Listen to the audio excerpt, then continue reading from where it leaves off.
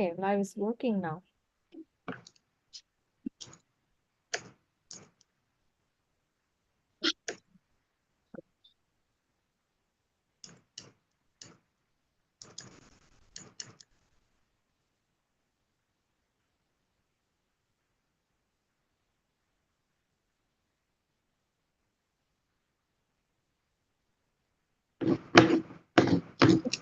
Can you see the live going on?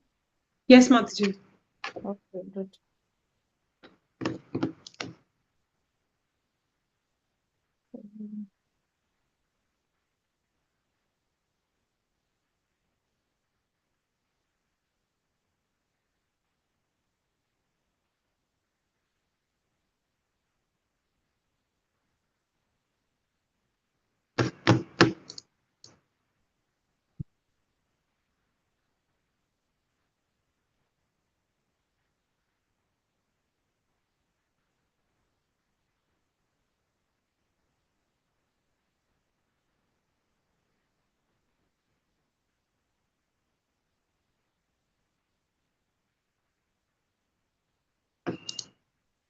Later I'll add the thumbnail because I think it takes a while for me to in the new laptop to connect it and add the thumbnail. Hare Krishna Yogesh, Hare Krishna Vigyan, Hare Krishna Ashrit. Yogesh, we haven't seen you in a few classes. How come?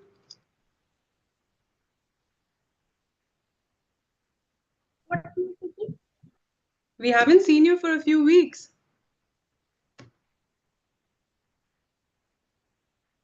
Smile is the answer. Sorry, I listened the recorded class, Mataji. Good. We missed you, huh? But we missed you in the live class.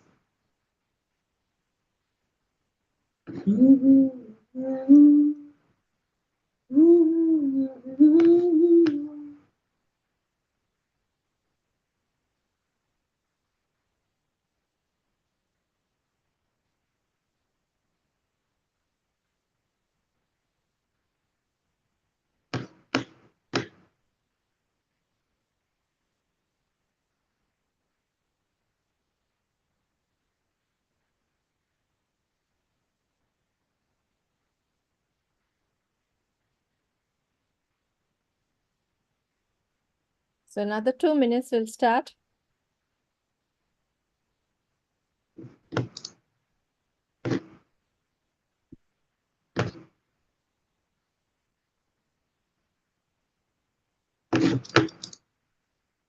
Hare Krishna, Mataji. Hare Krishna, Vigyan. Hare Krishna Vigyan.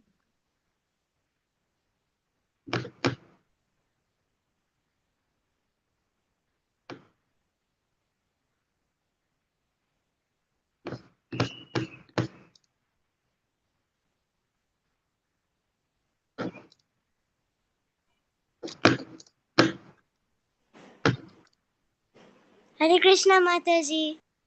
Hare Hare Krishna, Krishna. Sanvi. Very good, coming with full smile.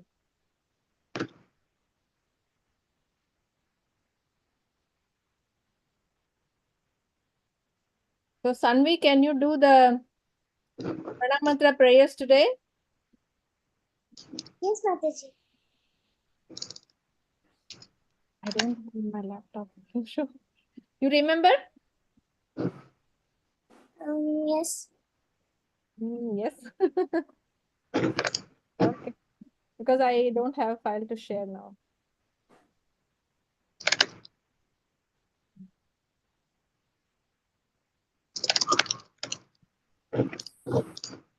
Okay, Sanvi, when you're ready, you can start. We'll help you if you're missing something. Ready? Sanvi is missing. Neelam Madhavi Mataji. So Kirtan is joining today. Kirtan Krishna. Hare Krishna Mataji, Hare Krishna Mataji, Dandavat Pranam, Krishna Prabhupada. Hari Bol. He was watching your recording videos, Mataji. And last week he asked that he want to join, but it is too late for us. So he couldn't join. Next day on Sunday morning, he started crying literally. And today he was waiting, I will join the class. So what's the time now? It's 12 a.m. Mataji, 12 a.m. midnight. Sorry, Kirtan. It's too late for you. See how long you can join if you're sleepy. We understand. Okay? So Sunday. Hmm? Can we start over? Start Yeah, the over. class Start will over start. from the BG class from chapter 1. We can do that late once we finish 18 chapters. Okay, we'll try. But nice. But anyhow, we have the video, all the live in YouTube. You can watch it. One by one. Every chapter is there. All the chapters are there. Kirtan, it's so nice to see That's you've Mataji, grown but up he so much. wanted live. Hare Krishna Mataji, Mataji. Hare Krishna Mataji, it's so nice to see both of you. Kirtan has become so big now. Yeah, Mataji. Much interest in asking. Can we start over? Nice. Okay, Sanvi, are you ready? Hare Krishna Mataji, Dhamma Pranam, all goes to Shri Prabhupada. Sanvi, you can start. Om Namo Bhagavate Vasudeva. Full screen. Again left. Okay. Maybe we can do with somebody else then. Who can do today's Pranam Mantra prayers, Mangalacharan prayers? Anyone want to do? Priyangi and Avigyan raise the hand. Maybe Avigyan raised first, so I'll give to Avigyan. Yes, Avigyan, go ahead. Hare Krishna Mataji, Om Namo Bhagavate Vasudevaya, Om Namo Bhagavate Vasudevaya, Om Namo Bhagavate Vasudevaya, Om Ajnanatimirandasya Jnananjanasalakhya Chakshurunmilitam Yena Tasmai Shri Gurave Namah Shri Chaitanya Manobhishtam Sthapitam Yena Bhutale Swayam Rupam Kadamayam Dadati Swapadantikam Vandeham Shri Guru Shri Yutapadakamal Shri Gurun Vaishnavamsha Shri Radha Krishna Padan Shri Rupam Shri Sagrajatam Shri Rupam Sagrajatam Sagana Raghunath Tam Tam Sajivam Sadvaitam Tam Savadutam Savadutam Parijana Saitam Krishna Chaitanya Devam Shri Radha Shri Krishna Radha Krishna Padan Sagana Lalita Shiva Shakhanvitam Shah He Krishna Karuna Sindhu Dina Bandhu Jagatpate Gopisha Gopika Kanta Radha Kanta Namosate Sapta Kanchana Gaurangi Radhe Vrindavaneshwari Vrishabhanusute Devi Pranamami Haripriye वाञ्छाकल्पतरुभ्यश्च कृपा सिन्धुभ्य एव च पतितानां पावनेभ्यो वैष्णवेभ्यो नमो नमः नमः ॐ विष्णुपादाय कृष्णप्रेष्ठाय भूतले श्रीमते भक्तिवेदान्ता स्वामी निधि नामिने नमस्ते सरस्वते देवे गौरवाणी प्रचारिणे निर्विशेषा शून्यवादी पाशाते देशतारिणे जय श्री कृष्ण चैतन्य प्रभु नित्यानंद श्री अद्वैत गदाधर शिवासादि गौर भक्तवृंद हरे Krishna Krishna Krishna Hare Hare Hare Ram Ram Ram Hare Hare. Very good. Thank you so much, Avigyan. Very nice, beautiful. Sorry, Okay, Mataji, actually my internet went away, so I just became late. no problem. Next week. We have chance many weeks. Don't many days. All righty. So today's agenda, we are going to continue our chapter 3. Last week we have not finished, right? So Nishida Mataji is going to continue, revise it, and complete the chapter 13. And we will we'll do also chapter 14. We'll aim to complete chapter 14 also today, because it's not a very big chapter, but it's a small chapter. It's easy to understand. You all know already very much about it. Just a little bit extra you might need to know. So be confident, we can do it today itself. Okay. So I'll Mataji, yes. Can you give me screen sharing And permissions? Mataji, which chapter we are in? 14? Yes, we are in 14th chapter, but I don't know whether I can I I am unable to give now. Okay, I gave. Okay. I don't know, something is new. Everything is new in this laptop. Kirtan, we are going to first finish chapter 13, then we'll start 14. Last week we had only some topics of chapter 13, so there is a little bit to complete it. After that, we will do the chapter 14. All right. Are you also, as always, you're going to start with the revision first. Are you all ready? Yes, I'm just seeing Avigyan and Avigna nod their heads. Yes, How many? Mataji. So at the end of last class, Bhavya was asking us as to how is it that what's the shortcut for quick learning, right? So how many of you actually followed that shortcut?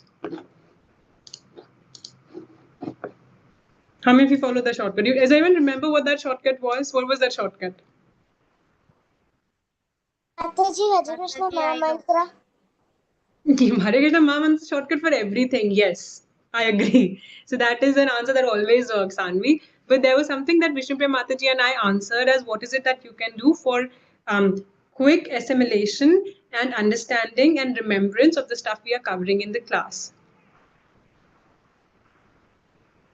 What was it, Bhavya? Yes.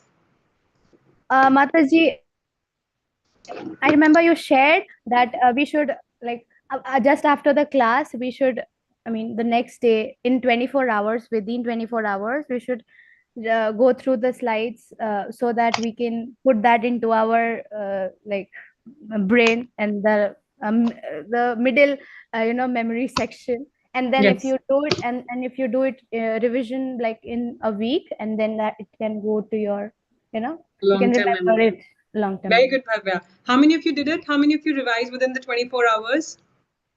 Very good, Mataji, Priyanki. Nanda did. Very good, Nanda. Avigna did. Bhavya, did you? Mataji, I went through the notes. Okay. I mean Not bad. the slides. Okay, not bad, not bad. Okay, good, very good. So we'll, in Hindi they say "doodh ka doodh or pani ka pani." You'll understand whether someone's speaking the truth or not. So I'll understand whether you're speaking the truth or not because I'm going to start asking you questions about 13th chapter. So I'll know whether you're speaking the truth or I not. knew Nishita Mataji does not spare anybody. Krishna Mataji. Hare Krishna Samay. Okay, what was the name of the 13th chapter? What's it called? Nature, the enjoy and consciousness. Very good. Nature, the enjoyer, and consciousness. What is the word for nature in Hindi? In Mataji, Sanskrit. Prakriti. Mataji, can I say? Yes, yes. We'll make it quick, so feel free to just say the answer. Yes, Prakriti. Already someone answered. What is the Sanskrit word for enjoyer?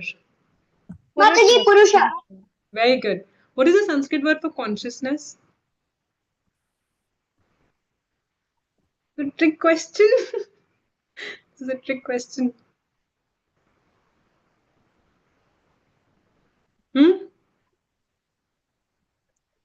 It's going to be kshetragya because the consciousness can either be this soul, spirit soul, or it can be super soul, right? So kshetragya. Okay. See, today All in the right. class also the words, right? Five Yes. that it says Kshetrajna. Yes, exactly. And how class. does it translate kshetragya? Samaj, you remember?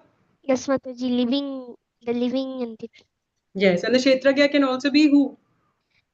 The person who owns the no, not the one. Kshetragya can be both the living entity and the super soul. So it's both the supreme lord. Remember, that's what we studied last time. Yes, Mataji. Okay. So what were the five sections of chapter 13? What were the five sections? Or at least the three sections that we did. We did three sections last time. What are those three sections? What's happening in chapter 13?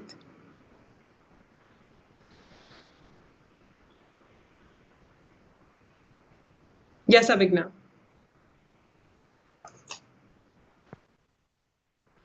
Mataji, Arjuna 6 questions. Yes, very good. What are the 6 questions?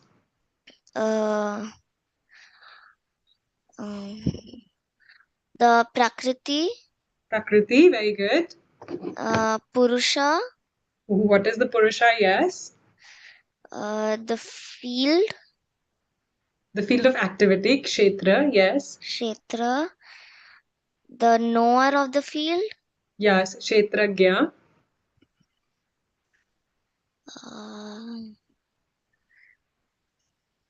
And the second section is about this. What does Krishna goes on to answer? Last two. Knowledge. Knowledge, very good. Jnanam. And Enjoyer. And enjoyer is the Purusha already, na? Already covered. What is related to knowledge? object to knowledge. Object of knowledge. What is the object of knowledge? knowledge. Object of knowledge means what is it that so say that currently your object of knowledge is Bhagavad Gita, right? So the object of knowledge is what is the goal, or what is it that what is it that's worth having knowledge about? The end goal of knowledge, the target of knowledge. Understand that is the object of knowledge. This is what you should understand. You should be aware of. That is the object of knowledge. Very good, Avigna. So these are the 6 things that Arjun asks Krishna. Can you explain these to me? And these are the key constituents of Vedic philosophy. Remember, we talked about how Bhagavad Gita covers 5 main topics. What are those topics? Living entity, Supreme Lord, Karma, Kala, Karma, Prakriti, Kal, Karma. Yes. and Jiva, Jiva, and Ishwar. and then Supreme Ishwar. Lord. Yes, very good. So see, we're talking about Jiva here, we're talking about Ishwar here, and we're talking about Prakriti here, right? And Karma and Kal we've talked about already. So this is a very important chapter because these are the key constituents of Vedic philosophy. Perfect. So in the first section, Arjun is asking these 6 questions. So Krishna answers. Krishna, what does Kshetra mean? Krishna answers what Kshetra is. What is Kshetra?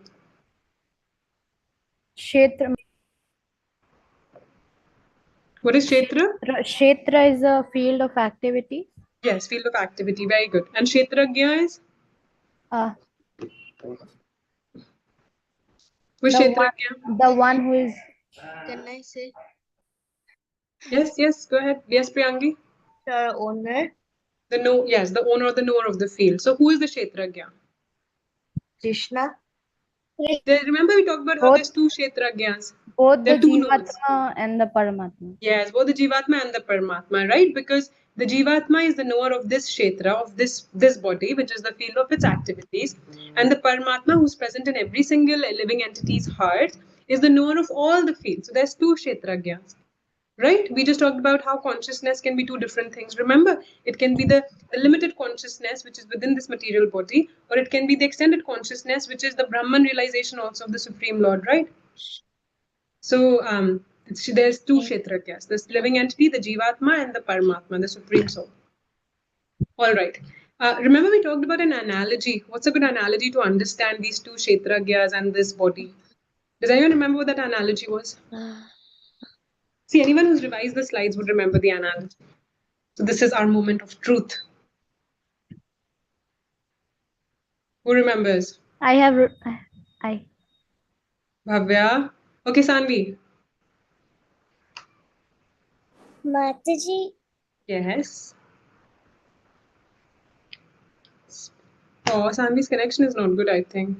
As soon as she tunes in, it drops up. Okay, Chetna. Chetna hasn't answered yet. Chetna, what was the analogy? Yes, Mataji. The analogy was of a home and a tenant and the owner of the home house. Yes. So how is that related to what we are discussing, Chetna? Yes, Mataji. So the house was compared to the Kshetra was compared to the house, and the Kshetragya, there were 2 Kshetragya. One was the Jivatma and one was the Paramatma. So the Jivatma was the tenant and the Paramatma was the owner of the house. Yes, very good.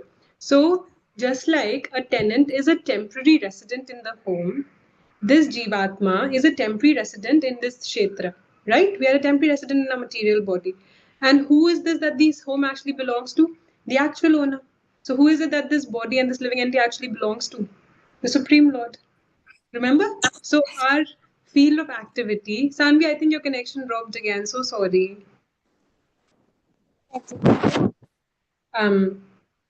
Yeah, so just like remember we talked about how if you have a backyard and there's a little there's a fence around the backyard and there's a dog that is just playing in that backyard. That is the field of activity for the dog, right? It's a limited field. So we are that dog and our body is that field. All right, so there's two knowers of the faith, the living entity and the Supreme Lord. All right, can someone tell me what the next section was? This was the first section. What was the next section that we discussed? Can I say? Yes, Avigna. Process of knowledge. Process of acquiring knowledge. Very good. So, what is the process of acquiring knowledge? Who wants to answer? A lot of you were there in last class, right? What is the process of acquiring knowledge? Mataji can. Avigna already answered. Let's see if someone else can answer. Yeah, Priyangi, go ahead. It's like humility, then pridelessness. No, what you're not wrong, Priyangi. What you're telling me are the items of knowledge. Like in layman words, explain to me what is the process of acquiring knowledge. How is it that you gain knowledge? In layman words, explain it to me. Means like when a bona fide spiritual master will guide you through, you will acquire the knowledge. Yes, but then what is my responsibility? If it is just on the spiritual master to guide me, what is my responsibility? Mataji, can I say? Okay, try Avigna. Mataji, we have to desire to acquire that knowledge, and then the spiritual master will help us. Yes, desire is important. What else? Why were we talking about humility, tolerance, cleanliness? Why were we talking about all of these things if it's just about desire? If knowledge just depends on desire, why are all of these called as items of knowledge?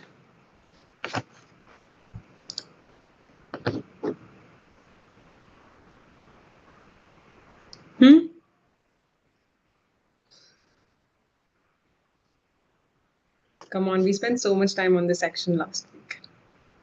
Come on. In layman terms, try to think, what is the process of acquiring knowledge? Is it just about desiring? Is that all it takes? If I desire really hard, tomorrow I will have all the knowledge.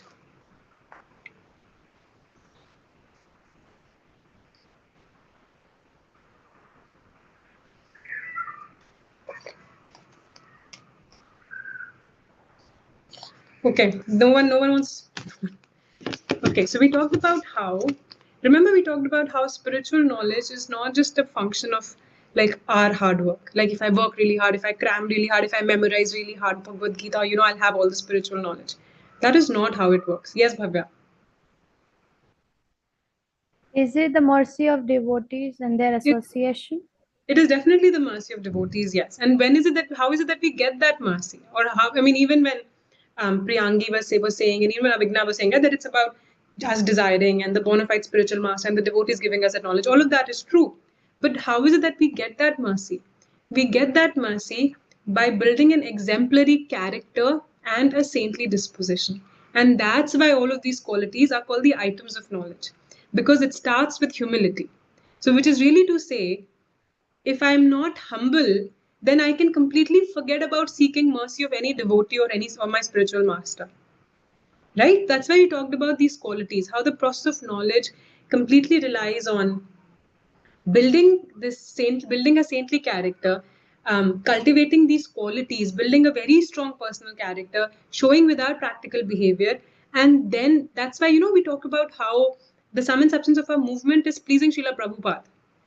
Right, sure, you can please Prabhupada by working hard also, but if you're not humble, if you're not tolerant, what is like the third verse of Shikshashtakam says? Trinadapi sunichana tarorapi sahishnana, right? One of the most important verses. So if I'm not humble, if I'm not tolerant, if I'm too puffed up, where I'm doing is seeking respect for myself, then there's so many examples from our scriptures that there's no way I'm going to acquire any spiritual knowledge, because spiritual knowledge is not about memorizing verses. Spiritual knowledge is about realizing the knowledge in our scriptures. And that realization comes entirely from the mercy of the spiritual master. Okay, and I want you all to really understand this. Like, this is very, very important for all of us to understand. Unlike material knowledge, which is contingent on, if I work, if I study really hard, if I memorize things really well, if I revise them regularly, I'll get all the material knowledge. Spiritual knowledge is about realization, which is, when we do Guru Puja in the morning, we say, right, Divya Gyan Hriday Prakashito. Right? We say Divya Gyan Hriday Prakashito. We talk about how the spiritual master changes the heart. We talk about how he opens my darkened eyes, fills my heart with transcendental knowledge. all of that really means that I can know all the verses that I want. Vedeshu Durlabham. Krishna is not known by scholarship. Krishna is known by bhakti. The realization is what we're talking about. So when it says the process of acquiring spiritual knowledge, it is talking about how is it that you realize, you fully understand, you imbibe, you apply the spiritual knowledge. Understand? And that is entirely contingent on the mercy of the spiritual master and the devotees. And we get their mercy by cultivating these qualities that we talked about. Okay? The qualities that Priyanki was talking about, right? Humility, cleanliness, tolerance, all of that. Understand everyone with me? Any questions? Okay, this is very important for all of us to understand that spiritual knowledge is about realization, which is given by the mercy of the spiritual master. And that's why Krishna says, he talks about from verses 8 to 12. He's talking in these 5 verses as to how these are the items of knowledge. Okay, does anyone remember what those items are? Priyangi said a few already. Yes, start speaking. We can just say the answer. Mataji, Yes, Mataji, yes, and Avigna, say. we'll need humility, Humility, pridelessness, non-violence. non-violence. We have to serve the spiritual master. Yes, Acharya Upasanam. Detachment. Unalloyed devotion. Unalloyed devotion. Cleanliness. Self-control. Self-control, yes. Steadiness. Whatness? Steadiness. Yes. Mataji, simplicity. Simplicity, yes. Cleanliness. Steadiness. Steadiness. Okay, I think we covered most of them already. You all remember this, right? So see, all of these, if you look at what Prabhupada has given us, right? Where Prabhupada has given us with the morning program, with the regulative principles, with chanting, with Guru Puja, with Mangal Aarti, what he has given us is exactly this, right? This is exactly what he's given us. Self-control, right? You wake up early in the morning, you practice austerity, you control your senses, you make sure that you at least keeping yourself in the mode of goodness. I know Mataji is going to talk a lot about material modes in our class today. So this is exactly what Prabhupada has given us. He has given us rules for cleanliness. He's given us rules for steadiness. He's given us rules for self-control. He's given us how is it that we should be serving the spiritual master, and how everything should be centered around Krishna, Ananya Bhakti. Right? So this is exactly what Prabhupada has given. And that's why it is said the best way to acquire knowledge is to follow rigidly what Prabhupada has given us. Between, the entire program he's given for the day and the regulative principles. And over time, this will cleanse our heart and give us Divya Gyan Hriday Prakashita. This is what will change our heart so we can realize the knowledge that we are studying. We can realize the knowledge that we are hearing. Understand? Yes. Mataji, you just now said that it cleans our heart. Just now, like it's just an example, like when we drink clean and pure water. Yes. And if you drink impure water, what happens? Mataji, we fall sick. Disease, Yes, right? We get Mataji. disease. Yes, Yeah, Mataji. exactly. So currently, we are in a diseased condition. We are in this body, so this is a diseased condition. And the way we become healthy again is by drinking that clear water, which is what? Chanting the Hare Krishna Maha Mantra, following the morning program, following the regulative principles, obeying the spiritual master. Yes, Kirtan? Mataji, Gita is so big now. I didn't see him from since many years. You are also so big, Sanvi. All of you are becoming so big. Vishnupriya Mataji and I are only the same people as before. All of you are becoming big. Yes, Kirtan, your hand is raised. Yes, you want to say something or ask something, Kirtan? I don't have any questions. You have a question or you don't have a question? Or don't have a question? Okay. Okay, cool. So this was the second section. What was the third section that we discussed? Mataji, can I? Only Avigna is answering. Huh? What about everyone else? No one else revised. No one else. No one else paid attention. Nanda, what was the third section? Nanda was here in class last week.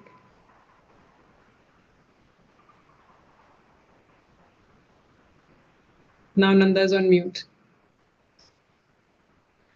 Okay, Avigna, what was the third section? The object of knowledge. Yeah, what does that mean? What is the object of knowledge? Mataji, it's talking about who is the object of knowledge, like where it comes from. Yeah. Yeah, so the object of knowledge, what is it that's worth knowing? And what is it that's worth knowing? It's worth knowing who I am. Remember the first instruction in Bhagavad Gita that the hinosmin yathadehe, that I'm not this body, I'm the living entity, the spirit soul. The soul, and the second is the super soul. So remember we talked about how there's two objects of knowledge, Jivatma and Paramatma. Yes, Mataji. Remember? And and that's why it is said, the sum and substance of spiritual knowledge is understanding who I am, who is Krishna, what is my relationship with him, where do I belong? Right? Yes, I saw a Mataji. few hands raised right now. Did people have questions or did they want to answer? Bhavya. Mataji, I was just saying that the same thing that you said, self-realization and the relationship that we have with him. Yes. So you can all see my screen, right? Yes. This is what we covered. Remember? I think we ended our class around here. We said that there's two main objects of knowledge, the Jivatma and the Paramatma. And how Prabhupada explains this very nicely, where it's like having two birds seated on a tree. We talked about this analogy last time, right? So you know how in our hearts it's the spirit soul, and right next to the spirit soul there's Krishna, there's the Paramatma. And we talked about how everyone can leave us in this lifetime. Everyone will leave us in this lifetime. Either we leave them or they'll leave us. But who will never leave us? Who will Mataji, the Supreme Lord. Krishna, yes, because he's forever present in our hearts, right? So we talked about that. And it's like the analogy that Prabhupada often gives us is that it's like having two birds seated on a tree, where one bird is the actual enjoyer, is the one who's doing all the activities, and the other bird is just a witness.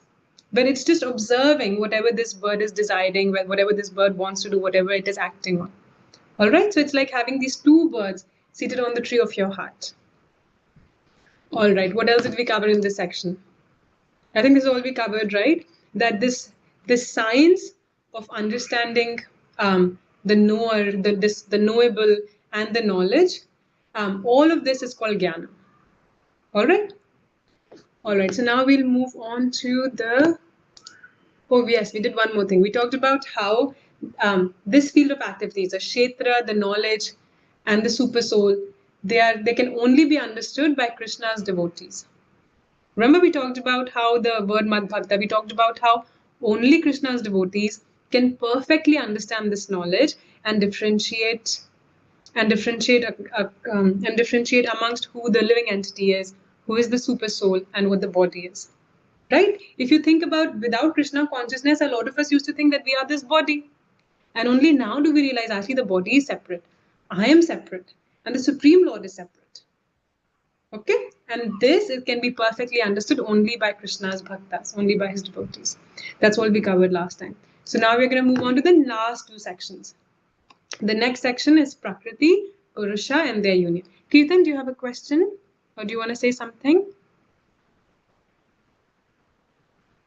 You are on mute, Krishna. Kirtan? One bird is Krishna and another bird is Atma. Yes, exactly. Jivatma. Completely correct. So this is a living entity and this is Krishna.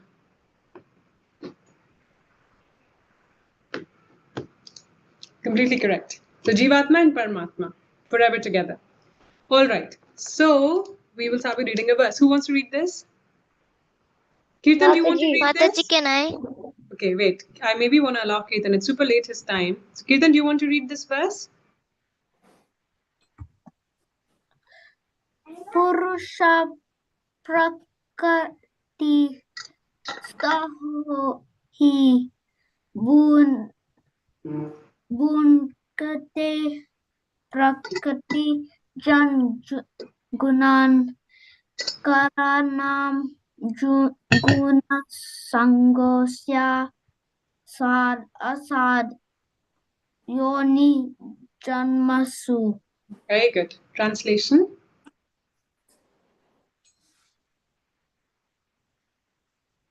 The living entity in material nature thus follows the ways of life, enjoying the three models of nature. This is due to his association with that material nature. Then he meets with a good and evil, good and evil Among various species. Very good. Very good, Ketan. Thank you. So this is a very important verse, especially these last two lines. Karanam guna sangyosya, Karanam guna sangosya sat asadyoni janmashu. So see, this section is talking about who is the Purusha. What do you all understand? Who is the Purusha? What does Purusha mean in English? Purusha in Mataji, I think Purusha means the enjoyer. Enjoyer. Purusha means enjoyer. So who is the enjoyer? Mataji Krishna. Yes. Krishna. Who is a wannabe enjoyer? Us. Yes, exactly. So there's two Purushas really, right? So this is talking about the wannabe enjoyer, the aspiring Purusha, where it is saying that because we are, see, forget this, understand this way. Why did we come to this material world? We were happily residing in Vaikuntha with Krishna, right? But we saw him enjoying, and at some point we became envious that why is Krishna the only one who's enjoying? I also want to enjoy. And that's why he was like, Krishna is like, as a Supreme Father, he said, okay, if you have a desire, I'll have to fulfill it. So I will make this arrangement and give you a body so you can enjoy as much as you want. So the reason we even have this body to begin with is because of the living entities wanting its desire to enjoy. And that's why this verse is important, is saying the living entity, material nature, this follows the ways of life, enjoying the three modes of nature. So because we've gotten this body because we had some desires, right? According to our facility, our wants and our desires to enjoy, we got this body. That's why it is said if you just want to eat, you'll get a pig's body. If you just want to, based on the desire that you have, you'll get a body accordingly. So because of our desires, we got this body because we wanted to enjoy, and because of this, we keep acting under the material modes, the three material modes of sattva, tamas, and rajas. Okay, so here Krishna says, due to his association with this material nature, he meets with good and evil amongst various species. Right? So I can either have a cat's body, a dog's body, a pig's body, a woman's body, a man's body, according to my guna and karma, according to the actions I've done in the past, according to the desires I've had in the past, the qualities I have. According to that, I get this body, and this body, because it is a product of material nature, is under the jurisdiction and the laws of material nature. Okay? So the more I want to enjoy, the more I become servant to the material nature. The more I want to become a master because I want to enjoy, I become a servant to the material nature because I get this body which is completely under the control of material nature, which is Prakriti. Okay, I see a few hands raised. Yes, Bhavya? Mataji, the biggest irony is that we wanted to enjoy, and Krishna said, okay, if you want to enjoy, you go and enjoy on the planets. And then he says in the Bhagavad Gita, Dukhalam Ashashvatam. So, Yes, satisfied. exactly. So he's saying, see, realistically, you'll only be able to enjoy with me. But if you really want other people to serve you, fine, you go. You think you're enjoying, you go enjoy. Once you're fully done, you come back here. Just like, that's how parents also do. They try to give you good advice, but then you don't listen. So they're like, okay, you go, you learn a lesson yourself. Once you're done with learning, when they say, they say, okay, once you fall down, once you break your hand, that's when you learn. That's when you'll come back. You realize what I was saying was right all along. That's what Krishna is also saying. Okay, you want to enjoy, you go. Later, you'll only regret. All right. So this is important to understand that we are the aspiring enjoyers. We are the aspiring Purusha, and because of that, we end up getting this body. And ironically, because we have this body, we end up being completely under the control of the material nature. Understand? So the first is aspiring Purusha, which is the individual soul, the Jivatma. Next, who is the actual Purusha? You all said Krishna. Krishna. Yes. All right. Who wants to read this verse? Mataji, can I? Mataji, can I read it? Okay. Who hasn't said much so far? Where are the other kids? Mataji, can I? Yes, Sanvi. Sanvi, go ahead. But poor Sanvi, she's been trying to read. The connection has been bad. Yes, Sanvi, please read.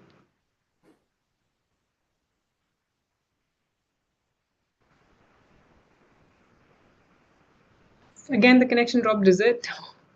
The connection is really bad. Kushal. Kushal, can you read this verse? Hare Krishna.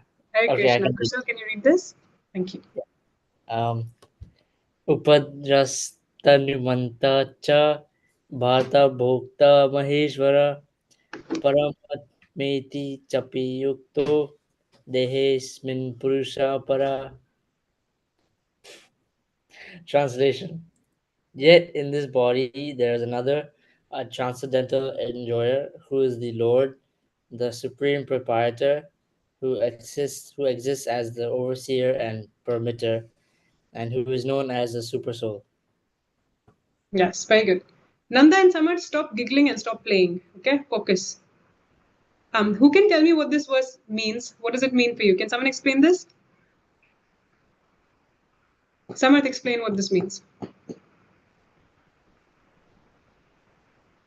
Mataji, so you in the verse is telling that in the body there is one more Purusha. Yes. And is Krishna la? Krishnala. What is it? Krishnala. What is the difference between that enjoyer and the enjoyer we just talked about? What is the difference between these two enjoyers? Krishna is I don't want any laws and lays, okay? Krishna I want is proper English. Krishna is the real enjoyer, Hmm. and we are the fake enjoyers. Like we enjoy. So Krishna, like what Bhavya Mataji is telling that Krishna sent us down because we wanted to enjoy there. So if you see Krishna is jumping super high, and then you also want to jump like that, then Krishna will say you can go to material world. So now in this material world, we are the fake enjoy. Yeah, so we think we are enjoying, but what we are really doing is this is a nice way to understand this. So on the left hand side, this is the nature, right? On the left hand side is a living entity. So a living entity thinks he's the boss, right? So he wants to enjoy and he wants to control the material nature and rule it. But what we are actually doing, the more we think we are enjoying, we are binding ourselves more and more in this entanglement of actions and reactions.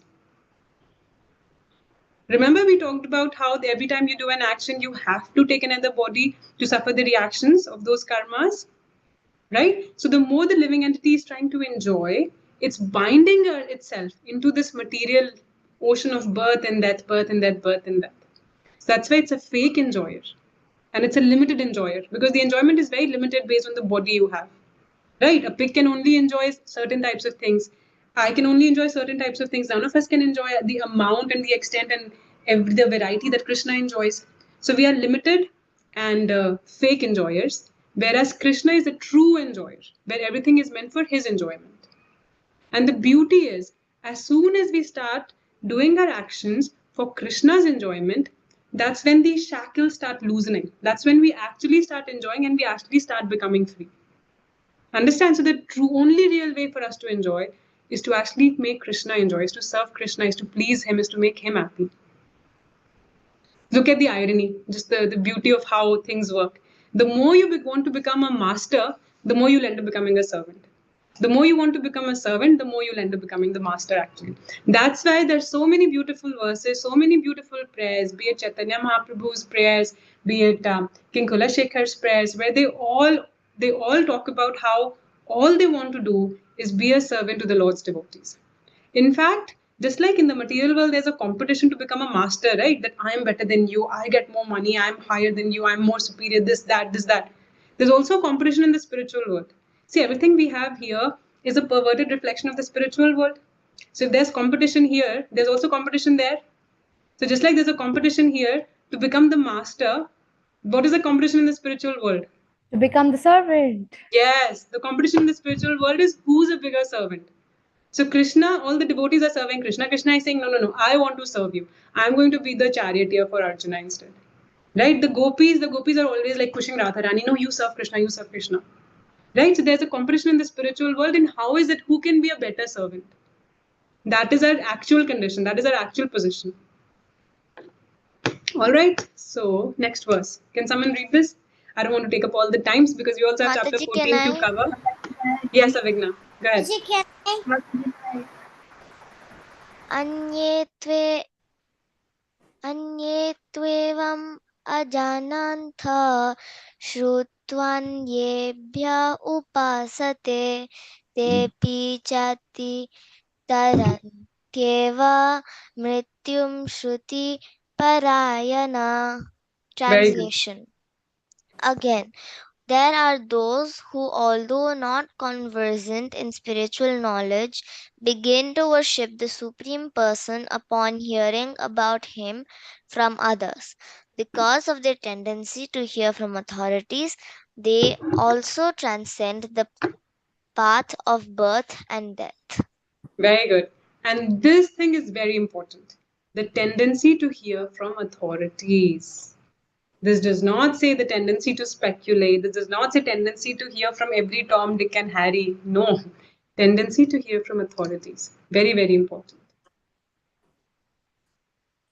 Okay? This is talking about how even those who might not have knowledge about Krishna, about the Supreme Lord, but if they take the shelter of a bona fide devotee of the Lord and hear from him, that is when they can gradually elevate to pure bhakti. Understand? Everyone with me? Nandu, what do you understand from this? Hare Krishna Mataji, actually my connection is again going and coming I back. know, Sanvi, I know. Okay, Nandu, enough giggling. What do you understand from this? So basically, anyone who, because once they start associating, then they'll want to hear from those who are more superior to them about spiritual matters. Yes. The opposite of what modern civilization is today. Mm.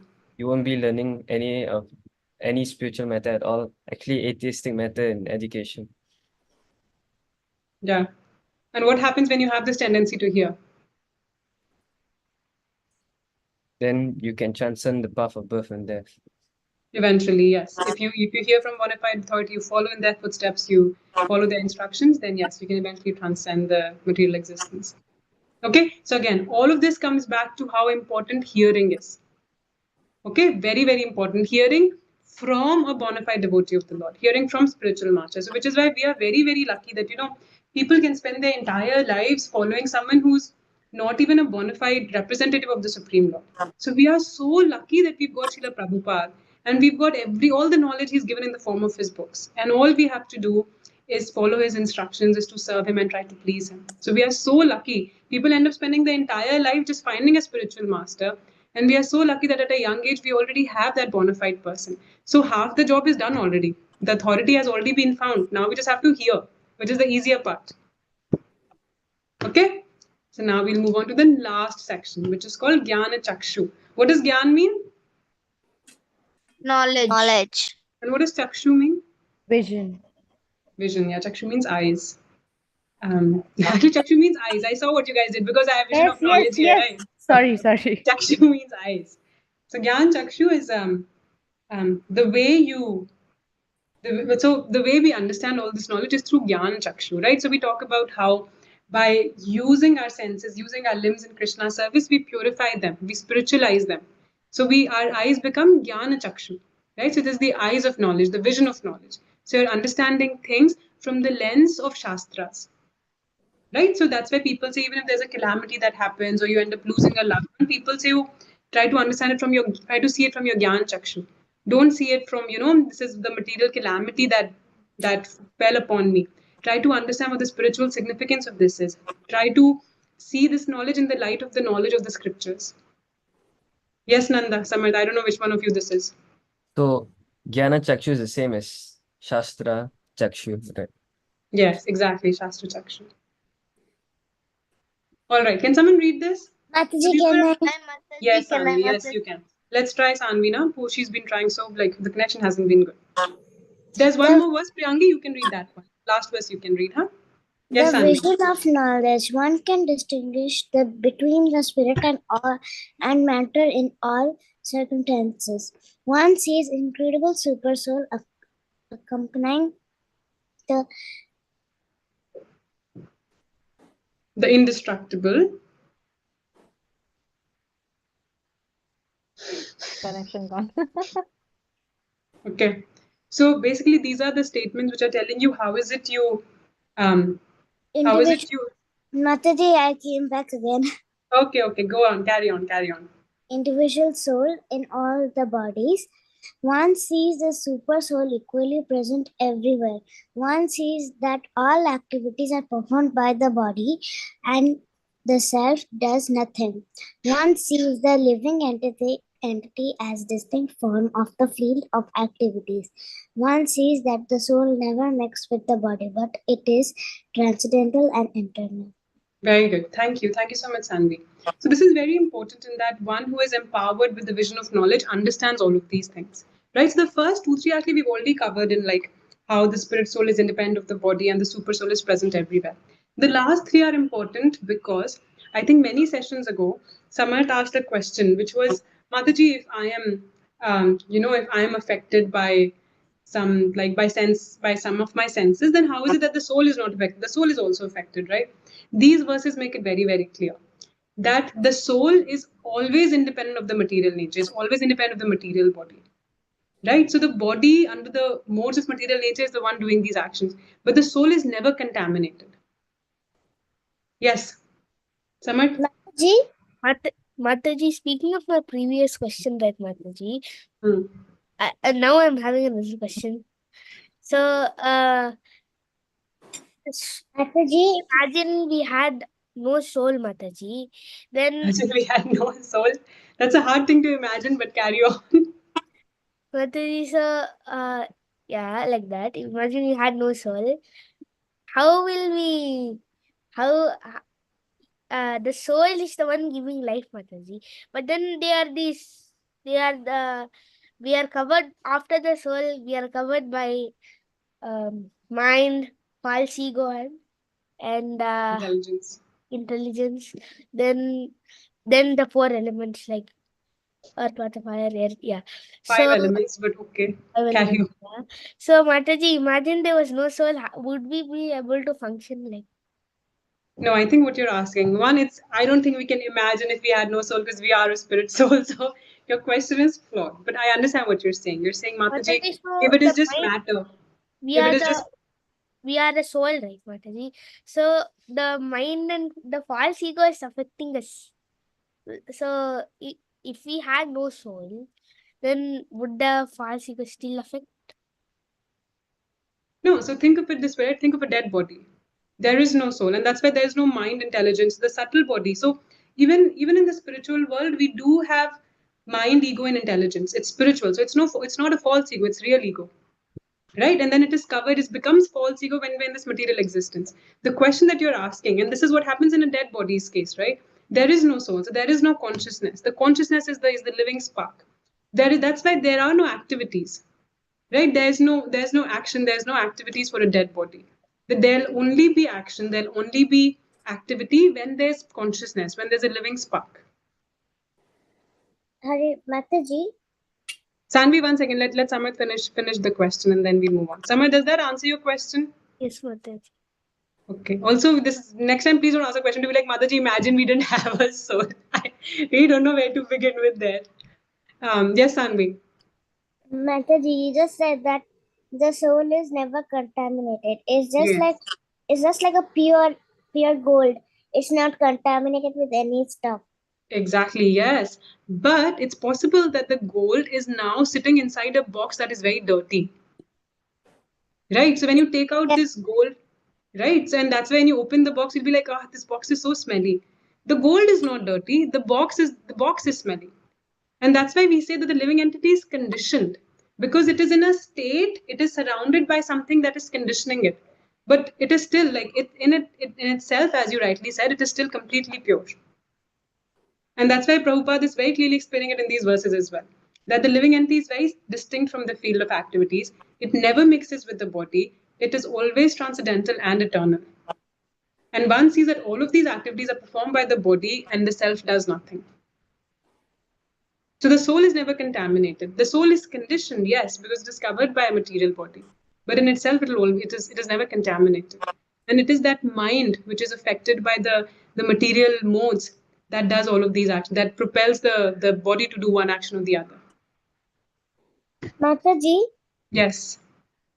The body is just like a smelly box, but the soul is like a pure gold.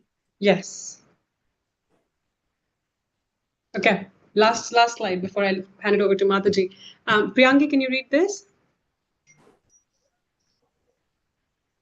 क्षेत्रक्षेत्रज्ञयोरेवम् अन्तरं ज्ञानचक्षुषा भूतप्रकृतिमोक्षं च ये विदुर्यान्ति ते परम्.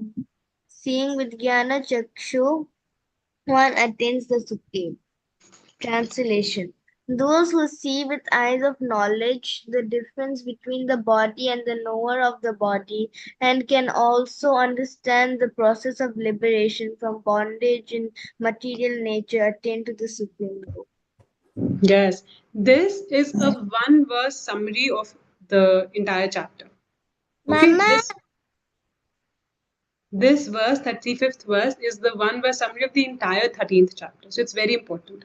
And it is saying, those with the eyes of knowledge, which is your Gyan Chakshu, they know the difference between the body and the knower of the body. Right? They know the difference between the Kshetra and the Kshetragya. And can also understand the process of liberation from bondage in material nature and attain to the supreme goal.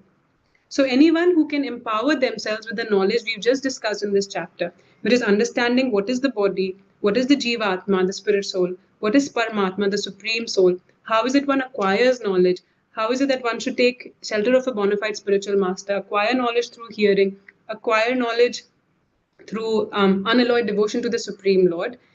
Such a person, empowered and armed with this knowledge, can quickly understand and attain to the supreme goal, which is freedom from this repeated cycle of birth and death. Okay, so this is a one verse summary of the entire chapter. And that's why those 6 elements we talked about, the field, the knower of the field, knowledge, the object of knowledge, the enjoyer, and the material nature, are all taken into account. And one who has full understanding of this knowledge is one only Krishna's devotees can understand that knowledge. Remember, we studied just now? So only Krishna's bhaktas can have that full knowledge. And whoever has this full knowledge is eligible to go back to Krishna, is eligible to obtain the supreme goal. Okay, everyone with me? All right, and with that, we've finished the 13th chapter. And Mataji, I know I've taken more time than I promised you, but hopefully we can still finish 14th chapter this session. Thank you. Hare Krishna. Hope we can complete. If not, still we, as we did like last week, we can a bit of extend next week also, but we try to complete it because this is a very small chapter. Chapter 14. So what is chapter 14 is all about? Who can say that? Three modes of material nature. Three modes of material nature, Yogesh said. Now, Samarth, what did you say? I wanted to say the same thing. Same thing. Okay, so you all know at least what the topic is, right? Title is all about. And you also know what are the 3 modes of material nature. You also know what all this does, right? So we don't need to do anything on this chapter today. Okay. Tell me, I mean, the first thing actually, first 2-3 verses, 3-4 verses, actually, Krishna is telling, okay, first 2 verses telling, I'm going to give you the knowledge, a supreme wisdom, the best of all the knowledge. Why? And what is actually this last 6 chapters of Bhagavad Gita is talking about what? 18 chapters divided into 3 categories. First, second, we finished. Third one, we are going through now. And the 13th chapter already Mataji say, what is this section of Bhagavad Gita is all about? Jnana Yoga. Jnana Yoga. So Jnana Yoga is knowledge, right? So why do we need to learn the knowledge? Why do we need to know about the knowledge? So if you go through sentiments just by, okay, I love Krishna, without knowing who is he and who we are, without that knowledge, there is no way that we can be able to progress in our spiritual life, right? So knowledge is very, very important, and it helps. Basically, it reveals the absolute truth, right? Who is absolute truth? It reveals, the knowledge will be revealing this. All these chapters that we are going through is also gaining the knowledge, basically. Okay. The knowledge, it helps to free from all the material bondage. That is also because we understand what it is, then we'll know what are these material entanglement, the repeated birth and death. We understand it. We try to basically slowly purify ourselves because we are not pure soul. We are so much entangled into this material world. We are into this subject to the three modes of material nature, which we are going to talk about, and we are unable to really, we are highly contaminated, right? Directly jumping into the devotional service, pure bhakti is difficult. I mean, although pure bhakti process is very easy, for us to focus our mind is chanchala, which is actually jumping here, over and there. It's difficult. But if you understand through knowledge why we are doing all those things, is easily, actually, we can progress easily. Okay, it helps to free from the material entanglement. Then it also helps to understand the devotional service. What is devotional service? Why this knowledge? Particularly this chapter, the three modes of material nature, Krishna is telling, oh Arjuna, I'm going to tell you this knowledge, which is a supreme wisdom, best of all the knowledge, and it is superior. Why it is superior? Can somebody try to say why this knowledge is superior? Any idea? Mataji, is it because Krishna Because told? Krishna revealed it. Is it because Krishna Really? told it? Okay. Is it because Krishna told Mm-hmm. his dearmost friend? Is it that? Okay, Krishna did tell all the things, right? This particular, so everything is actually superior, but this particular knowledge is superior because it helps and to understand these three modes of material nature, what it does, what are the effects, what is the cause, results, and all those things. When we understanding, it will become a powerful tool to assist us in transcending the three modes and going to the Shuddha Sattva platform and reach to our aim or goal of life is Krishna. To freedom, it frees us from the repeated cycle of birth and death. That's why it's very superior. And there, Krishna also mentions as a powerful tool where many sages have already been understood that and able to attain the perfection using this knowledge. So that's why it is very highly superior. You need to understand this. Okay, let me start sharing my screen now. Do I have okay. Where is my screen?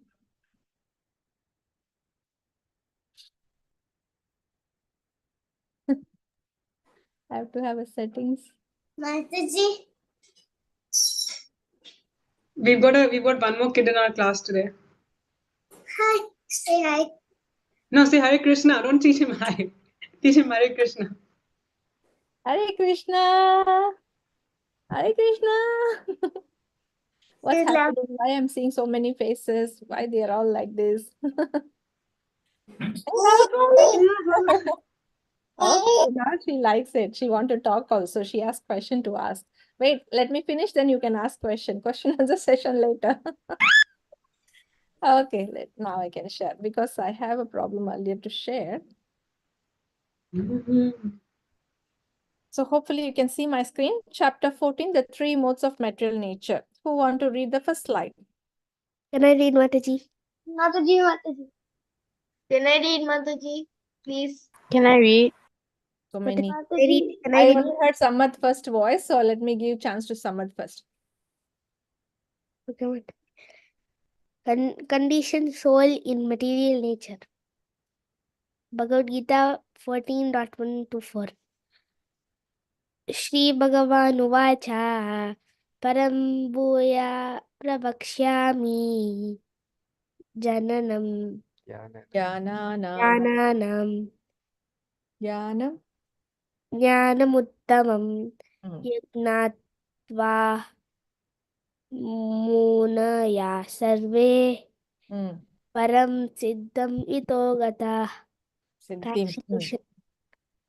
The Supreme Personality of Godhead said, "Again I shall declare you this supreme wisdom, the best of all knowledge, knowing which all the sages have attained the supreme perfection." The next one also Mataji. Yes, this page. Idam jnanam upasritya mama sadharman sad Sadharmyamagataha. sadharmyamagata sargepi nopajayante pralayena vyatanti cha. Translation. By becoming fixed in this knowledge, one can attain to the transcendental nature like my own. Thus established, one is not born at the time of creation or disturbed at the time of dissolution. Thank you, Samar. So here Krishna is telling us, we just talked about the knowledge, right? Param Bhuyaha. Bhuya is again. He's telling again because he has told it this time in the past few chapters also a couple of times he mentioned about it. He's telling again, Param Bhuyaha Pravikshyami. I'm going to tell you again the supreme Jnananam of all the knowledge. Jnananam means of all the knowledge. Jnanam, that knowledge is the Uttamam, supreme. Which one? Yajnatva munayo sarve. So here it says, which all the sages, munayo, munis, right? The sages have attained the perfection knowing this knowledge. Jnatva, whosoever know this, the sages, sarve param siddhi mitogata. They have attained the supreme perfection. So this is itself is telling the jnanam, this knowledge is supreme, superior, because the sages who have, who knows this knowledge have attained this perfection. And it helps also to us also to transcend all these modes and all this. They have not even come to the knowledge what knowledge is going to tell. But let's come to the next one. Idam jnanam upashritya mama sadharmyam agataha sargepi nopajayante pralayena vitanti cha. By becoming fixed in this knowledge, and one can attain transcend nature of my own. So it's telling actually those people who actually fixed in the knowing this knowledge and understand, they are very fixed in that one. They are not disturbed by the birth and death. Like birth, of course, we are happy seeing that, but actually the child is crying. Mataji did mention this, like the actually it's a painful process. So the child is actually crying, and then death is definitely, we know how painful it is. But for those people who know, who has this knowledge, they won't be scared, fear of any such kind of calamities or miseries in this life. They will not be disturbed by this one, and they'll attain the nature of Krishna. Okay, but this is a knowledge he's going to tell what it is, right? So let's see what is an. Yes. I was going to reveal a surprise. What surprise is that? I'm coming to Singapore. Very cool. When are you coming? I don't know, but we have to get the visa, so that's why I'm coming to Singapore. Very soon, right? Yes. Most welcome, Sanvi. We're looking forward to meet you. How happy you are? More happy we are as well. Okay. Who is going to read this slide? Mataji, can I? Mataji, can I? Hold on. Mataji, can I? So Mataji, many, can but I? Avigna, because I heard her name. Mataji also one. I'll give. We have. मम योनिर्महद् ब्रह्मा तस्मिन् गर्भं दधाम्यहं सम्भवा सर्वभूतानां ततो भवति Bharat. Translation. The total material substance called Brahman is the source of birth, and it is the Brahman that I impregnate, making possible the births of all living beings. O son of Bharata. Sarvayoni Sukanteya Murtaya Sambhavanti. Yeah. Bhavantiya tasam Brahma Mahatyonir Aham Bija Pradapita. Translation. It should be understood that all species of life, O son of Kunti, are made possible by birth in this material nature, and that I am the seed giving father. This is a very, very important verse as well. Thank you, Avigna. You need to understand many people, when who is not Krishna consciousness, God consciousness people, they so-called free thinkers or so-called people, scientists or the knowledgeable people, materially knowledgeable people telling that all these living entities who are here, all whosoever like the trees or anything that is in this world, it's automatically some people really telling that there is no God. The atheist especially, there is no God. They all be born from the material nature, evolve from the from the earth automatically. How is it possible to evolve from material nature? Of course, the whole material nature, this here in the 14 point, it's mentioned the whole material substance is called Brahman. The material substance, there are 24 elements. Anyone knows high level what are those 24 elements? Anybody?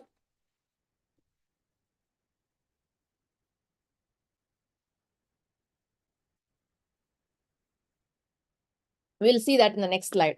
So there are working senses, there are knowledge acquiring senses, mind, intelligence, ego. So there are a few things are there. The sense objects are there.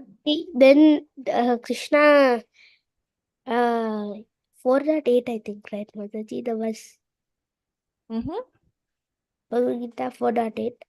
He told us that there are 8 elements, like the primary. 8 elements. But the whole material substance, the whole universe, Prakriti, is made up of 24 elements. So the 24 elements, basically, people think that from these 24 elements, the living entities are born automatically without God. So here in this verse, Krishna has told and is confirmed that he is the seed giving father. So how it happens is basically before manifestation, it is called pradhana. The whole material nature is called pradhana, unmanifested form of the material world. So when it manifests, it becomes prakriti, and this Brahman is basically Krishna impregnate. What does impregnate means? To make things some other offspring, something alive, some new things born from out of it, right? So I mean, source basically. So Krishna says that I impregnate. How he impregnate? By glancing over the material nature, just by seeing the material nature, he impregnates the Brahman. He in Mahatattva, they call it as 24 elements, impregnates and make this possible of birds living, all the living entities are born out of that, out of these 24 elements. So he says that all the species in the world, all the species not only in this earth, there are other planets we have, right? Higher planets, 7 planets, lower planets, all those planets, even Brahmaloka, everything, all the material world, everything, every species of life, animals to human beings or to the demigods or to any kind of species, he is the seed giving father. He is the father and material nature is the mother. So you have to understand mother and father is needed for any new birth, right? So there is an analogy given by Prabhupada in this in this verse. Basically, there is a scorpion lays eggs on rice. So people who don't see scorpion in those olden days, they believe that, oh, those eggs are coming from the rice. It just comes from the rice. Possibly the rice is the place where source is where it lays, the place where it lays the egg doesn't actually come from the rice. There must be some wood which actually gives the bird when lays the egg, right? That is scorpion. But people do not know. Without knowledge, they think that the eggs are coming automatically from rice. Similarly, this material nature, people think that who are atheistic, who are not God consciousness, they are thinking that automatically living entities are coming from the material nature. But there is no way, there is no possibility in the whole world without a father or without a mother, just a single one, automatically one living entity will come. So we need father and mother. So here for our living entity, we are born out of Mother Nature and Father Krishna, the Supreme Personality of Godhead. So I am the seed giving father. He is confirmed in this verse. Anybody is asking in the future, where Krishna is telling that I am the father of all the living entity. So this is the verse it confirms. So you need to understand. Let's go to the next slide. There's nothing to read here. So here you see 24 material elements. There are gross elements. Mataji, Shruta has a question in the chat. Oh, okay. I didn't see that. Sorry.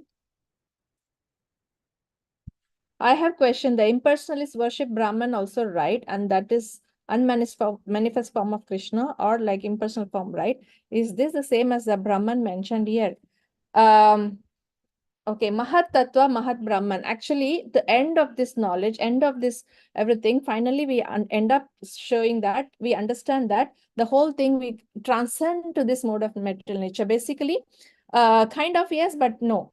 The thing is, Brahman is effulgence. We are in the spiritual world. We are talking about that is a different, the spiritual world Brahman, where we go and merge into it. But understanding that here Krishna is telling the total substances is Mahat Brahma or Mahat Tattva. It's actually, they just name it as like that. But once you are understanding these 24 elements and transcend to that mode, you will go into the spiritual sky. End of this chapter, you'll basically, you go to Brahman. That is in the spiritual sky. Okay, spiritual sky, when you enter, it is a Brahman.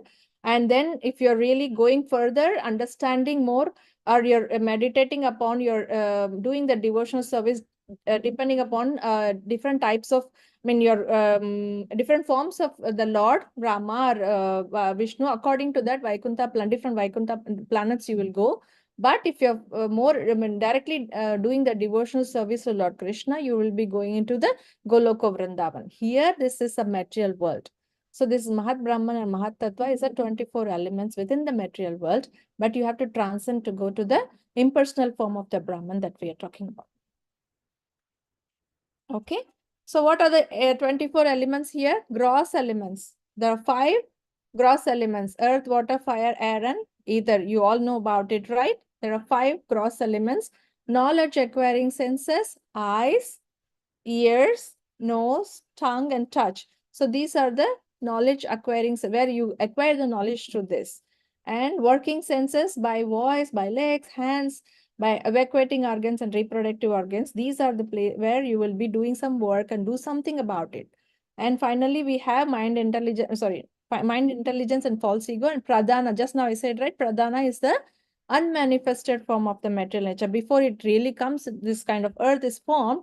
Before that, is this unmanifested form is called pradhana. Once it's manifest, it's prakriti, the mother nature. And the objects of the senses, the form, the sound, the smell, the taste, and the touch. So these 24 elements is totally constitute the Mahat Tattva or Mahat Brahma, it is called as. But this Mahat Tattva or Mahat Brahma, when actually when the Krishna glance upon this material nature, then the living entities form. Basically, the living, these are the inferior energy of the Lord. And the superior to this is the living entity, which is actually being formed from the Krishna, from the superior Supreme Lord. So let's move on to the next slide. So these are the first, let's quickly go into that. First 4 verses, Krishna is telling that this is the supreme wisdom, then this best of all the knowledge, and knowing this knowledge, many sages, the sages have attained the perfection once they know the knowledge. And he also told that those who know this knowledge, they will be not disturbed by the birth and death, creation, the destruction.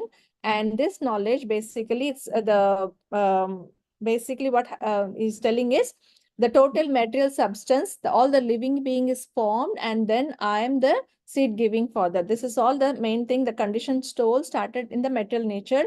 What is the source? Who is the source? All those things is talking about in these 4 verses by Krishna. Next one is working of the 3 modes. Now we need to understand what are the 3 modes and what are the different effects, and we also get to know about at the time of death where we will go based on the 3 modes, and also result of this action in the 3 modes. All those things we are going to get to know. This is the most important in this chapter, the middle chapter. I mean, of course, the last one is much more important, but to understand, to get the knowledge, even go to the next level, this is more important for us to know. This one, no need to read, I'll read. So inside this second topic, we have subtopics basically, because these three modes is going to bind the living entities. You have to understand the living entity, Mataji says, is very pure, right? It's very pure, eternal, it's not contaminated. But that moment it is coming into the contact with this material nature, we are born in this material world with this material nature, which is in which the three modes are already there. Then we are bind into that, and we are subject to all kinds of contaminated stuffs that we are doing. So that binding we are going to learn, and recognizing the predominance and symptoms. So when I say Vishnu Priya, Bhavya, Mataji, we are there, can we recognize ourselves as one particular mode, that we belong to mode of goodness only, we belong to mode of I only do mode of passion? Not possible. So within us, there are all three modes are there. So it sometimes one is predominant, sometimes one is, other one is predominant. Basically, one is high and one is low. So we need to learn about that. We are going to learn about that. And destinations at the time of death, what mode we are in, accordingly we will go into the which place, that is we are going to learn about it. And result of the action, what happens because of this particular three modes, what happens, what are the results. So we are going to learn all these four subtopics in this one. Are you ready? So who is going to read this first? Let me hear you. Mataji, can Hi, I? Mataji. Can I, Mataji? Samat. Priyangi. Samat you already read. Priyangi. Sattvam Rajasthamahiti Guna Prakriti Sambhava Nibdanti Mahabaho Dehe Dehi Namavyayam. Translation. Material nature consists of three modes: goodness, passion, and ignorance. When the eternal living entity comes in contact with nature, O mighty armed Arjuna, he becomes conditioned by These modes. Thank you, Priyangi. So here it says Sattvam, Rajas, Tama. What is Sattvam? Moda? Goodness. Rajas? Passion. Tamas is ignorance. Ignorance. So Sattvam, Rajas, Tamas, this one, Guna, Prakriti Sambhavaha. And then when it comes to the contact to the Prakriti, Nibnanti Mahabaho Dehi Dehinam Avyayam. Mahabaho is actually referring to Arjuna, mighty armed Arjuna. He becomes conditioned by these modes. When he come in contact with these three modes, a living entity who is pure and eternal, he become conditioned. So basically, if you see, the eternal soul is 100% pure. But then once it comes to the mode of all the three modes, the nature which is in which the three modes are there. So when it combines with this together, then living entity gets conditioned. So what happened to when it is conditioned is what we are going to see next. Next. Mataji, can I read? Avigna, you read already. I'm going to give chance to others. It's not that I hear first, of course, yes, but whosoever not read, please raise your hand or open your mouth and tell. Who want to read this? Me, I want to read. Shruta, yes.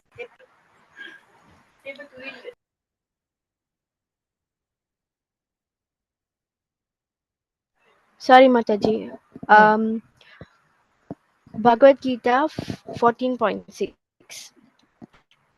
Modes bind living entities effects. Tatra sattvam nirmalatvat prakashakam anamayam sukha sangena badnati jnana sangena chanagaha. Translation: O sinless one, the mode of goodness, being purer than others, is illuminating and it frees one from all sinful reactions. Those situated in that mode become conditioned by a sense of happiness and knowledge. Okay, it's very clear, right? Those tatra sattvam. Sattvam is again, they're talking about mode of goodness here. Nirmalatvam. Malam is impure, dirty. Nirmalam is pure. So sattvam means pure here. So the mode of goodness is being purer than others. So prakashaka means illuminating. Prakasha is illuminating. Anamayam is free from one's sinful active reactions. Sukha and jnana is a highlighted word here. Those who are in the mode of goodness, they basically having the sense of happiness and have knowledge. You see the picture, they are very happy and they have a knowledge. So just this is the, I mean, basically this happiness actually binds this living entity to come back again and again to this cycle of birth and death. But we'll come back to that. This is basically binding the living entities, right? First, now the nature of the um, these three modes we're going to see. First one is they'll be happy and they have a knowledge. So what happens to the passion, mode of passion? Let's see. Who's going to read mode of passion? So not before going to the mode of passion, there are a few things that we wanted to discuss here. So here it says, in the purport, actually, Srila Prabhupada say, example of Sattva Guna, the mode of goodness is representative is Brahmana. Brahmana is in mode of goodness, no doubt about it, because he is completely they have full of knowledge and there is no additional want or whatever is needed is given by Krishna, then they are very happy with that. That's why they're representative. And few other examples given, those who are scientists, philosopher, and poet, they're in the mode of goodness because they have knowledge. But there are drawbacks in it. What are the drawbacks? He becomes conditioned to feel that he's advanced in knowledge and is better than others. When we know things, we always have this pride in our mind, right? I know better than others. That itself is it's putting us back into this conditioned life, repeated birth and death, because we are proud. We are not humble. There is no humility in us. It's all happening because of Krishna's will. We never think about it. It's happening because the moment we get I and mine, it's already gone, right? So here it says we are proud about it. So that's why the moment we feel we have knowledge better than others, we become proud. And due to the illusion of material energy, one thinks that the sort of life is pleasant. So because they come into contact with the material energy, right? They think that I'm happy, I have knowledge, I feel pleasant, I like this place. They don't even want to think about anything else. They subject to come back again and again to enjoy this happiness. They wanted to come back. So whatever they wanted, Krishna gives. You come back again, you do the same thing again and again. So what they are bound by, because we are talking about binding, right? The sense of advanced happiness and keeps them in repeated birth and death. Once they become happy, they think that this happiness is the good, I mean, the best of all. I am happy. Krishna say, okay, come back again, undergo the happiness. But the happiness is momentary, temporary. They don't realize it. They don't realize this is misery. It's an illusion. They think that is happiness.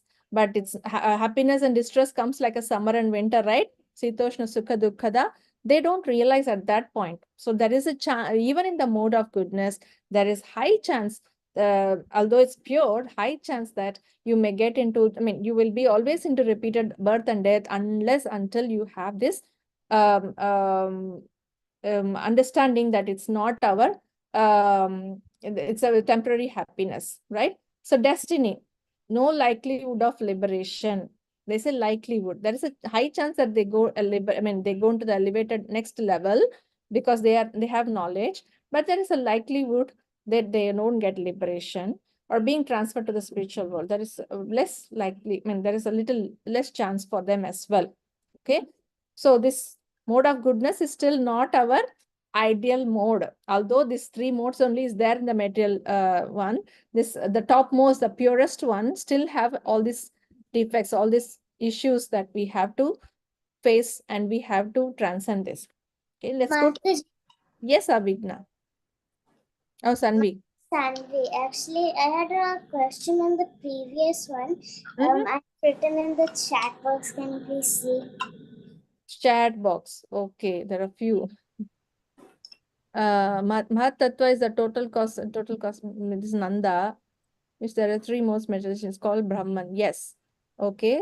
Shruta. Then where I cannot see your message. Did you write it to somebody directly? I think she sent it to me, Mataji. She sent them directly to me. Let me read them for you. The first question is, why is fire, air, water, land, why are they called gross? Okay. What is gross means? Can somebody say? We have seen that gross, subtle, right? What is gross means? Anyone? Mataji, we can perceive it. Very good. So those that we can perceive it. What is perceive means? We can see. We can see. So we can aware. We have, I mean, it's conscious. We will be able to see that, right? So that's why it is called gross. Gross basically, Sanvi, is something that we can see. These elements that we can see, we can feel it. That's why it is called gross elements. Any other question, Mataji? Yes, Mataji. The second question Sanvi had was, why do impersonalists worship Brahman? Brahman is basically is a no form. Basically, no form is a effulgence of Krishna. So that's why impersonalists thinks that God means no formless. So they only pray that something that is formless, thinking that I want to merge into that formless. That is my ultimate happiness, that I wanted to go. And my aim of the goal of my life is to go to the place where I merge into that light or the effulgence, where I don't have any other, their knowledge is only limited to that level, where the highest in the highest that I've been get to know we can go is to the Brahman platform, which is unmanifested. There is no form in that. The knowledge is limited to that level. There is above and beyond that is we do have a form. Krishna is Sachidan and the Vigraha is there. Those impersonalists do not have that knowledge. So they only worship to that level of Brahman and they go there. That level. But you have to go above that and understand that is beyond that. We have to go and that is only attained through the devotional service. Got it, Sanvi? Yes, Mataji. Thank you. Anything, Mataji? No, that was it, Mataji. Okay. Let me go on to the next one. Who want to read this one? Can I read? Priyangi already read. Someone else? Tarangini, will you be able to read? I help you. Yes, Tarangini, read. Should I? Can you talk, Tarangini? I cannot hear you. Oh, she went on mute. Hare Krishna. Mataji, can I? Wait, Tarangini, let me try. Tarangini, are you able to read? Okay, Sanvi, you try now.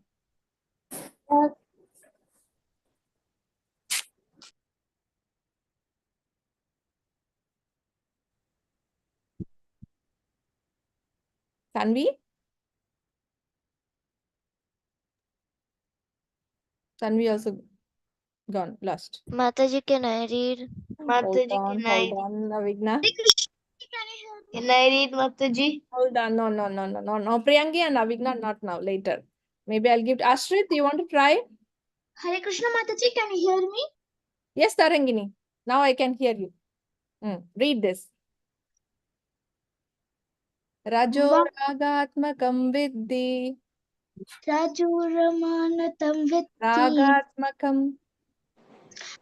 Nagavatam Okay. Trishna sanga samudbhavam. Krishna Sangavamurtanam Krishna. Tannibadnati kaunteya. Tannibattani Kaunteya Karma sangena dehinam. Karma Sangeni Tehinam. Translation. The mode of person is born of unlimited desires and longings. O son of Kunti. And because I think I lost Tarangini. Tarangini? Hare Krishna Mataji, I again also lost my connection. Okay, read the translation. The mood of passion is born of unlimited desires and longings, O son of Kunti, and because you have this, the embodied living entity is bound to material fruitive actions. So here it says, just now we saw mode of goodness, right? Now it's pure and knowledgeable, but there are drawbacks as well. If mode of goodness has drawback, definitely mode of passion will have more. But let's see what is mode of passion is. So it is born of unlimited desires. So when there is an I and mine comes, I want this, I want that, I don't want to even share things because I want to become rich. I want a palatial building. Those are the things I and mine, the desire comes. Then is this mode of passion is born basically.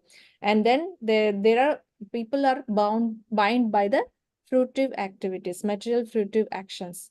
So they are basically the results of the material one. They wanted to enjoy the results, right? For us, what we've been learning from the beginning, you do your work and offer the results to the Lord. Don't take the ownership of the result. That is what we are learning, right, in the Bhakti Yoga, and I mean in the Karma Yoga, which is like Niskama Karma Yoga and all. But here it says that living entity who are basically very much having unlimited desires, they are into mode of passion and they wanted to enjoy the fruitive results, fruitive actions, right? Results. So that's basically is of the mode of passion. People who are in the mode of passion. So we all definitely mode of passion, right? I did this drawing. I studied well. I got the first prize in this competition and first rank in the class. And I got award in my office. All those things belongs to mode of passion. Everything comes from the desire. And you see the pictures here. One person is holding the ball full of what, I don't know, gold. He don't want to even show it to the other person or share it with the other person because, and the other hand is looking forward, I mean going to the diamond, which means basically is looking for more and more rich becoming. And there is a fire. It shows like basically I'm having a increasing desire. It's like a fire when once in the forest fire comes, it just spreads like anything. Similarly, this desire spreads like anything for us. And their target is always towards like highest material. That's why it's center. And then I put as AIDA, that's AIDA, which is people, they give attention to this material stuff and they started showing the interest. As soon as they see, attention means basically whatever they see, the other people are doing very well in in their material life. They wanted to they show the interest towards it and they just desire to have that. And then finally they act accordingly to get that particular whatever the material enjoyment the other people are doing. So that's why the desire never goes down. So this is all comes under the mode of passion. So they are highly desirous and they are like kind of what he says, and they longing to do something, and they're subject to the material fruitive actions. Let's see what happens to the mode of passion here. So what are the characteristics of mode of passion? Their attraction between man and woman shows it's a mode of passion. It's natural, although, but it's a kind of more, if you're transcending that, if you're actually coming out of that, it's really, that is high level. But in nature, once we are into this material nature, we are very much attracted towards man and woman. The opposite sex is actually very much attractive. An advancement of modern civilization, building a big bridges and the airplanes, everything, all the material advancements that we are seeing is all because of mode of passion. I don't want to walk anymore. I want to just reach out to another place, from here to the Western world, America, or wherever we want to go. What for?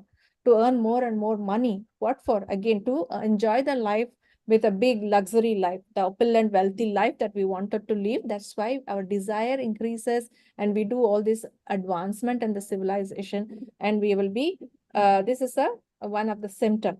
And wants honor in the society and nation. We wanted to be a big person. I am president of this country, this CEO of this company, and then I got a promotion in this company. I really got a high post in this nation. All those things are people in the mode of passion, desire, they like it. and happy family. I have a very beautiful family, wife, house, children. Again, in the material platform, the happy family is all about living in a luxury life, right? We can be happy family, grihastha life, following the Vedic scriptures. That is a different thing. Grihastha life is all about doing as a family, doing the devotional service together as a family is the grihastha life. But the Sanatana Dharma says that. But here, the material family life is totally different. Okay, hankering of material enjoyment and sense gratification.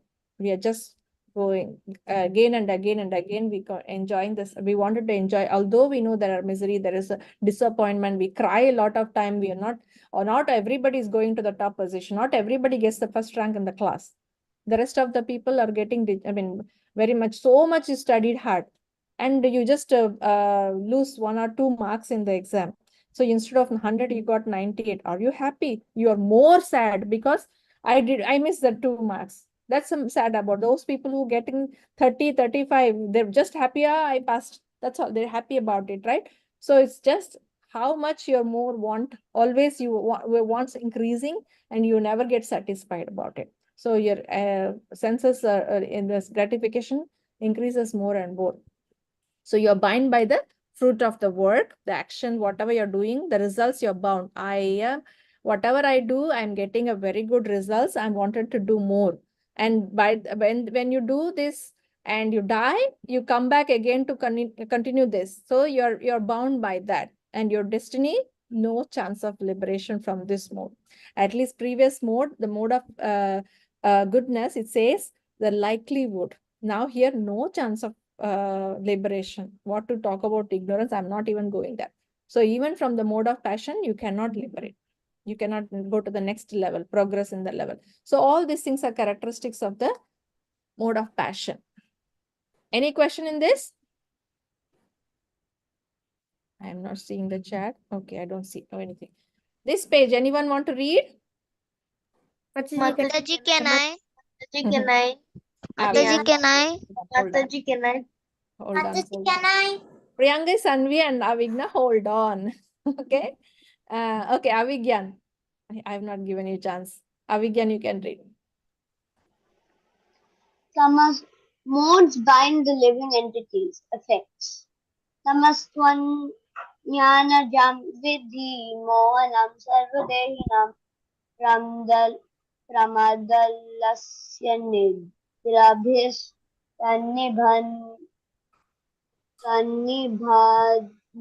Nati Bharata. Translation: O son of Bharata, know that the mode of darkness, born of ignorance, is the delusion of all embodied living entities. The results of this mode are madness, indolence, sleep, which bind the conditioned soul. Thank you, Abhigyan. So it's very clear here. The mode of ignorance even is worse. The mode is called as mode of darkness, right? And it's delusion, lot of confusions. And then the results of this mode of madness.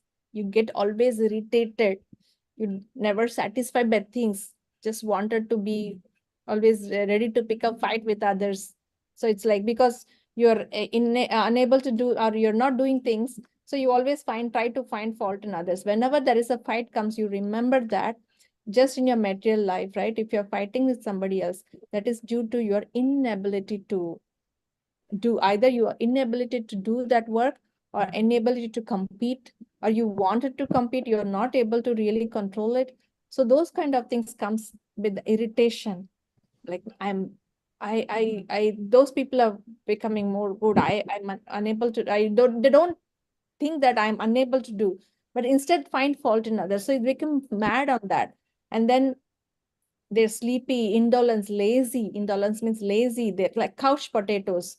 They always sit in the sofa, just do nothing, or watch TV or play, do nothing. I mean, kind of, there is no productivity, or they don't care, carelessness. And they sleep more. When sleep is necessary only for 6 hours to 7 hours. Of course, you are little younger people, little more, 7 hours, I would say. But for the adult people, 6 hours is the solid sleep is good enough. But if they are sleeping more than 8 hours, though, that itself is like you are in the mode of ignorance. So this binds the conditioned soul, basically. So you are definitely mode of ignorance is more bad than the bottommost, and it gives you more mad, lazy, sleepy, and kind of carelessness, I don't care kind of condition. You're kind of confused, deluded. So this is the characteristics of the mode of ignorance. So what happens with the mode of ignorance? Everyone is dying. Mataji, yes. Every time I read this verse and the previous one, I feel like this describes me at like the topmost. Okay, but we have to at least come to the level of sattva guna, right? So we Mataji, we try. Yeah. Yes, right. Our aim at least to first now level is to come to sattva guna. Later we go transcend that one. But right now we sleep more means we know that we are in the mode of ignorance. Better we try to control that, and we are basically angry or mad or do something wrong, and then so much of confusion. That definitely mode of ignorance. But the moment you think that I'm winning some competition, then you're in a passion. You know where you are at, right? And it's one person. It's not necessarily you have you're purely in one mode. It comes up and down based on what you're the work you're doing, whatever the association we are doing, all those things combination together, our modes will be going up and down. That will come and see, we'll see again. So everyone is dying, but people are madly accumulating money and not caring for eternal spirit. So this is the madness, right? We know we are dying. We are going to die down line 100 years or 200 years. Nobody remembers there is a person called Bhavya. There is a person called Samarth, right? No one will remember. Our great grandchildren also. Do you remember all your forefathers' name to the level of maybe great grandfather? Some people may know. You know your father, you know your grandfather, great grandfather. Some people know. I will not know also. I tried to. One day I was sitting with my father before he passed away, right? But you tell me your father's name, your grandfather's name, just for what? Just to list the name, but we don't do anything with that. I try to, but whatever he says, I don't know whom to validate also. I just, okay, I know my father's father name and father's grandfather name, that much only. After that, he may also not know. So down line 100 years down the line or 200 years down the line, no one is going to remember us. Then why we are so much struggling to accumulate money and for what? I believe not 100 years. I believe in 5. Even the day we die, after like some months, everything gets normal. Nobody Very cares. close to the people, close Yes, to yes. probably remember for some time, but they have to live their own life, right? They will only remember for moment of period. After that, they will go and live their Mataji, life. Exactly. Mataji, Yes, Sanvi.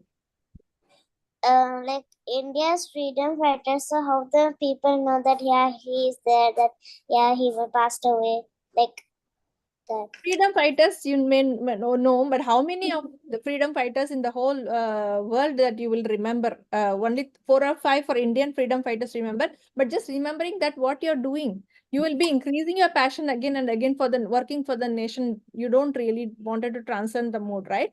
So this, we are talking about billions of people around the world. Mataji, How many people are around? Yes.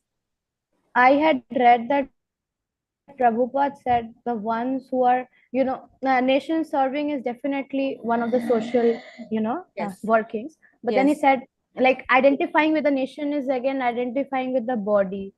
Body. So it Yes. is not much desirable. The previous chapter we read that, right? If you cannot do this in the 12th chapter 12, if you cannot do the devotional service, you do, do this. And finally they said, okay, you cannot do anything, at least do some social service or national service, right? If you're doing, that will help you to gradually elevate. But it is not our destination. It may help you because you're doing something good, not bad. You're not robbing, you're not stealing, you're not cheating anybody else. Doing some service may help you to gradually gain the knowledge and elevate. That is a very bottommost portion of our starting of our spiritual path, but it's not our destination. And definitely it is anything that you do that is identifying the body is not going to help us. Then sleep. 6 hours is sufficient, but one who sleeps 10 to 12 hours a day, Definitely mode of ignorance. Always dejected, addicted to intoxicants and sleeping, because if you already sleep more than 10 hours or more than 8 hours, right? People will start looking at you, you're a lazy person. And we don't have answer to give because we know that we lazily sleeping. We don't have answer to give. So we'll keep quiet and don't care for others. We do whatever we do. So it's kind of becoming an addiction. And we do, I mean, sometimes to other people are keep on telling something bad about us, we just don't want to fight with, then we take some intoxicants to keep ourselves quiet. These are the things happening in the world. So these are all mode of ignorance. And lazy, not interested. When invited to associate with the spiritual understanding, they're not interested. I don't care, you go. I mean, there are many Mataji, people. Yes. Like it's just like, means you said just madness, sleep, lazy. It's just like, means it happens with everyone also. Sometimes I also get, means I sleep for some little long.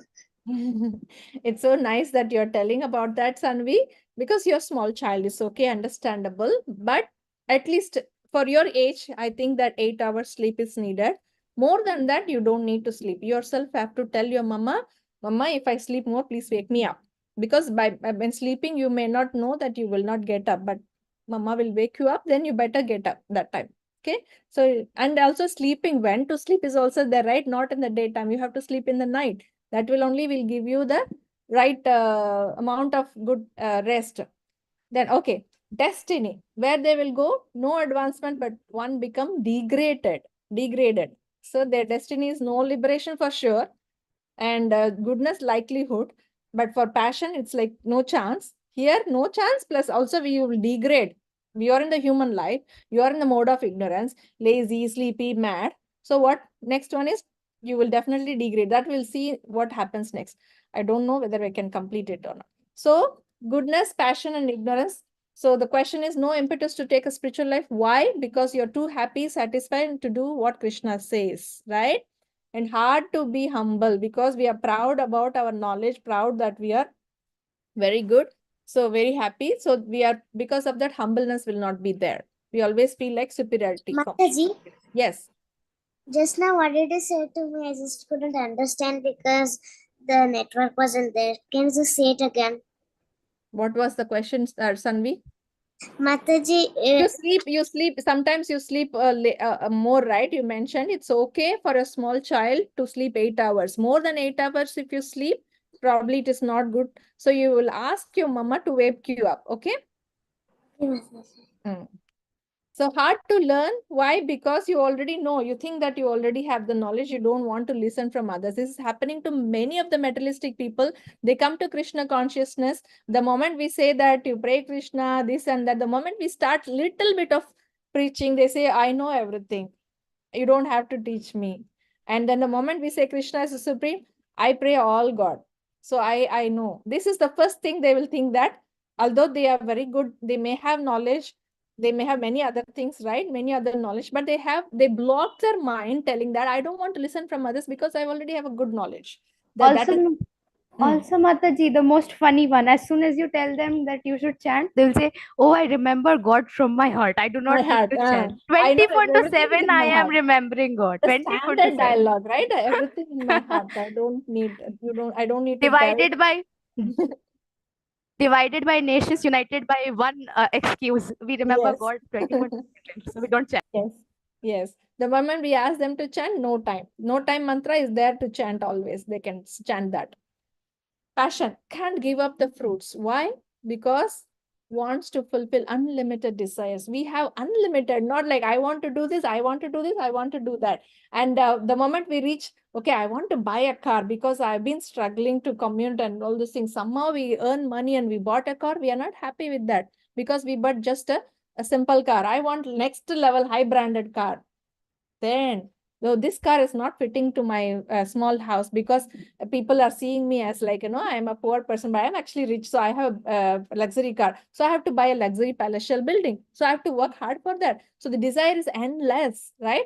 Thus become very attached to that and often willing to sin to fulfill our desire. Sometimes we do a shortcut to do that. That's where the bribing happens in our, the whole world, right? Cheating happens in the politics. They want to cheat and come to the top position. Why? Because they don't want to serve people, rather they wanted to earn money from that. So it's all happening because of desires, and thus cannot take up bhakti with determination. It's not possible to do such people to do any bhakti.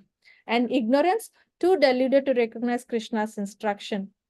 They are so confused. There is no point of even thinking of that path. They cannot jump from ignorance to Krishna consciousness at all. Too lazy to perform austerities, right? You don't want to do anything. What minimum austerity we need to do, right? Morning early rising, early rise is the first thing we have to do. We cannot do that. It's all ignorance. Mataji, So let's do you that. know, Yes. once I was preaching to one person, and then he said that I told him about Krishna and I shared some verses, and he said, you people, he said like that, you people, you are just made to memorize some verses, you don't know anything. And I was like, and I started to say, okay, different things.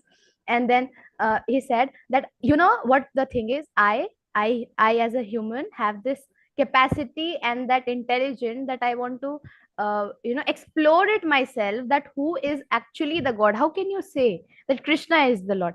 Even after sharing verses from Brahma Samhita, all the things, he said, this is just a copy from Google, even I can do that. I said, no, Prabhu, but this is, authentic verses and the authentic translation. He said, there is a thing that I need to do it myself. So I said, if you are in darkness, if you take a arch and a bow and you keep doing it, you don't know where you're going, right? So he said, no, I'll make my own path, I have my own ways to worship God. I was like, wow, this This person is knowledge so is actually coming from Krishna in time immemorials, coming from that long and still valid, and so much, very much we can able to connect to the current situation as well. They are in the mode of goodness, but still maybe they know knowledge, they have the knowledge, they may be doing some other way, but they know Mataji, proper way and they don't want to learn also. Yes, Sanvi. I can't hear you. I can't hear your voice even, what you're teaching. Ranvi, very sorry because of your internet connection, but it's okay. What you do is you watch the live video. We are going to share the link, right? You can watch that and it will help you to, because if I repeat again and again, we only have another 8 minutes. I'll at least try to finish the second topic. Third topic, I'll continue next week. Mataji, I can hear now. I can hear now properly. Okay, good. Okay, three modes recognizing the predominance. As I said, right, the three modes, the ignorance, the passion, and the the sattva, that is mode of goodness. In one person, there will be different degrees will be there. At one point of time, we'll be in a mode of goodness. At one point of time, we do passion, and one part of time, definitely lazy and ignorance. So there will be taking predominance each other.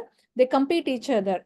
How? According to our karma, our work that we are doing. If you're in the office work and if you're in the school that's studying, you're in the mode of passion to do that. You're passionate about that. And our association, if you're more associating with what type of people, accordingly, your mode will change. If I'm associating more, and that's a devotee association is very, very, very important here. If I associate more and more with devotee and I see the devotee serving the Lord with pure unalloyed devotion, I wanted to do that similar devotional service, so I try to hard do that. That's how it is. Basically, I'll come to the platform of mode of goodness more than the passion. I reduce my passion and ignorance as much as possible. And our choice of food, if you're eating meat, you're in the mode of passion, right, already. And ignorance, so many things are there. So the choice of, that's why sattvic food is very important that we are talking about, especially Krishna prasadam for us is very important. And particular mode becomes predominant with us based on all the things that what we are doing. So every single thing we have to associate more and more with devotees. Those people who are very far away from those devotee association, they can associate through the Prabhupada books, reading more, and virtual association like this, what we are doing is very important for us to progress in our life. This is what it's very clearly mentioned here, right? No doubt on this one. One who is actually intent in advancing Krishna consciousness has to transcend these three modes. So this is the point Krishna is making here. These three modes are there. You know the characteristics of three modes. You know what is each one has actually based on what it's each one we develop, and each one within us also goes up and down, and predominance takes place based on our work and association and our food and everything. But we have to go above and beyond through Krishna consciousness. We can only advance above the mode of goodness through Krishna consciousness. So we have to transcend this. We have to go above, which is a Shuddha Sattva platform. Above that, then only we can actually go to the Bhakti platform. Okay, that is very important. Let's see the last, I think, 1, 2, 3, 4. Okay, I have few more slides. Sorry. Okay, so the mode of goodness symptoms all gets eliminated by knowledge. See, here, taste in right position, cleansed inside out. Yes, it is. There are 9 gates. Do any one of you know 9 gates? What are the 9 gates for the body? Mataji, Yes, the 2 eyes, yes, nose, yes, mouth, yes. Ears, 7. Genitals, Mhm. and the anus. Yes. Evacuation. So these are the 9 gates of the body. All are eliminated with the knowledge.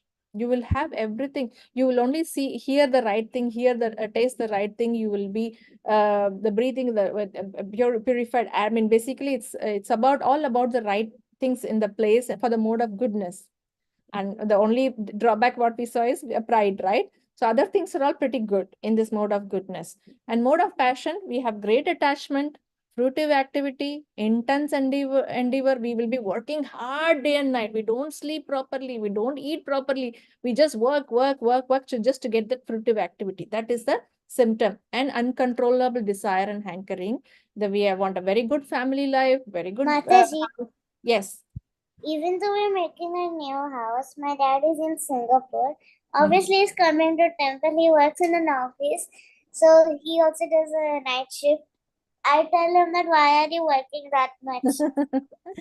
Very cute, Sanvi. In a way, yes, we are in the mode of passion. We wanted to work hard to get money. But since we are already coming to the temple, we are not pure souls yet. We are kind of in the right path to learn. At one point of time, definitely your father will be slowly reducing his material. I think it's happening to every family, in fact. We are working hard to get money and everything, but definitely we are in the learning and understand. We are not pride, right? We are at least trying to learn, understand, and more and more we read, we understand. We one point of time will definitely reduce our Mataji, passion. sometimes we also show pride. Sometimes it doesn't mean that we are full. Means we don't show pride. Sometimes we also what? Sometimes we also show pride. It doesn't mean that we don't know. Means we don't show pride. Short. What is short? Sorry, did I miss something? What is Sanvi that? Sometimes we also. Anybody understand that? I think he's saying sometimes we also show pride. So I think she means we are also feeling proud. That's what I understood. Proud, is it? Is that Sanvi? I think we lost her. Yeah. Okay. Sanvi, if you are here, we are not pure yet. We are in all 3 modes. We are proud. We are working very hard day and night for the material advancement. We are doing that. But at the same time, we are trying to learn. And then we are just trying to reduce all our other things so that we can progress in the Krishna consciousness. The moment we really clearly understand this knowledge, and then there is a high chance that we will be leaving everything behind and move forward for the Krishna consciousness. Ignorance, of course, here what we see is darkness, inertia, madness, illusion, does not work by regulative principles at all, act whimsically, no endeavor, and inactive. So these are the symptoms of the 3 modes. I'll try to finish the second topic, then we'll stop here, okay? Because there is not much time. I thought I'll finish by 1 hour, but it's really taking a little time. So destination after, at the time of death, where we go, when we are in the mode of goodness, where we go, passion and ignorance accordingly, where we go.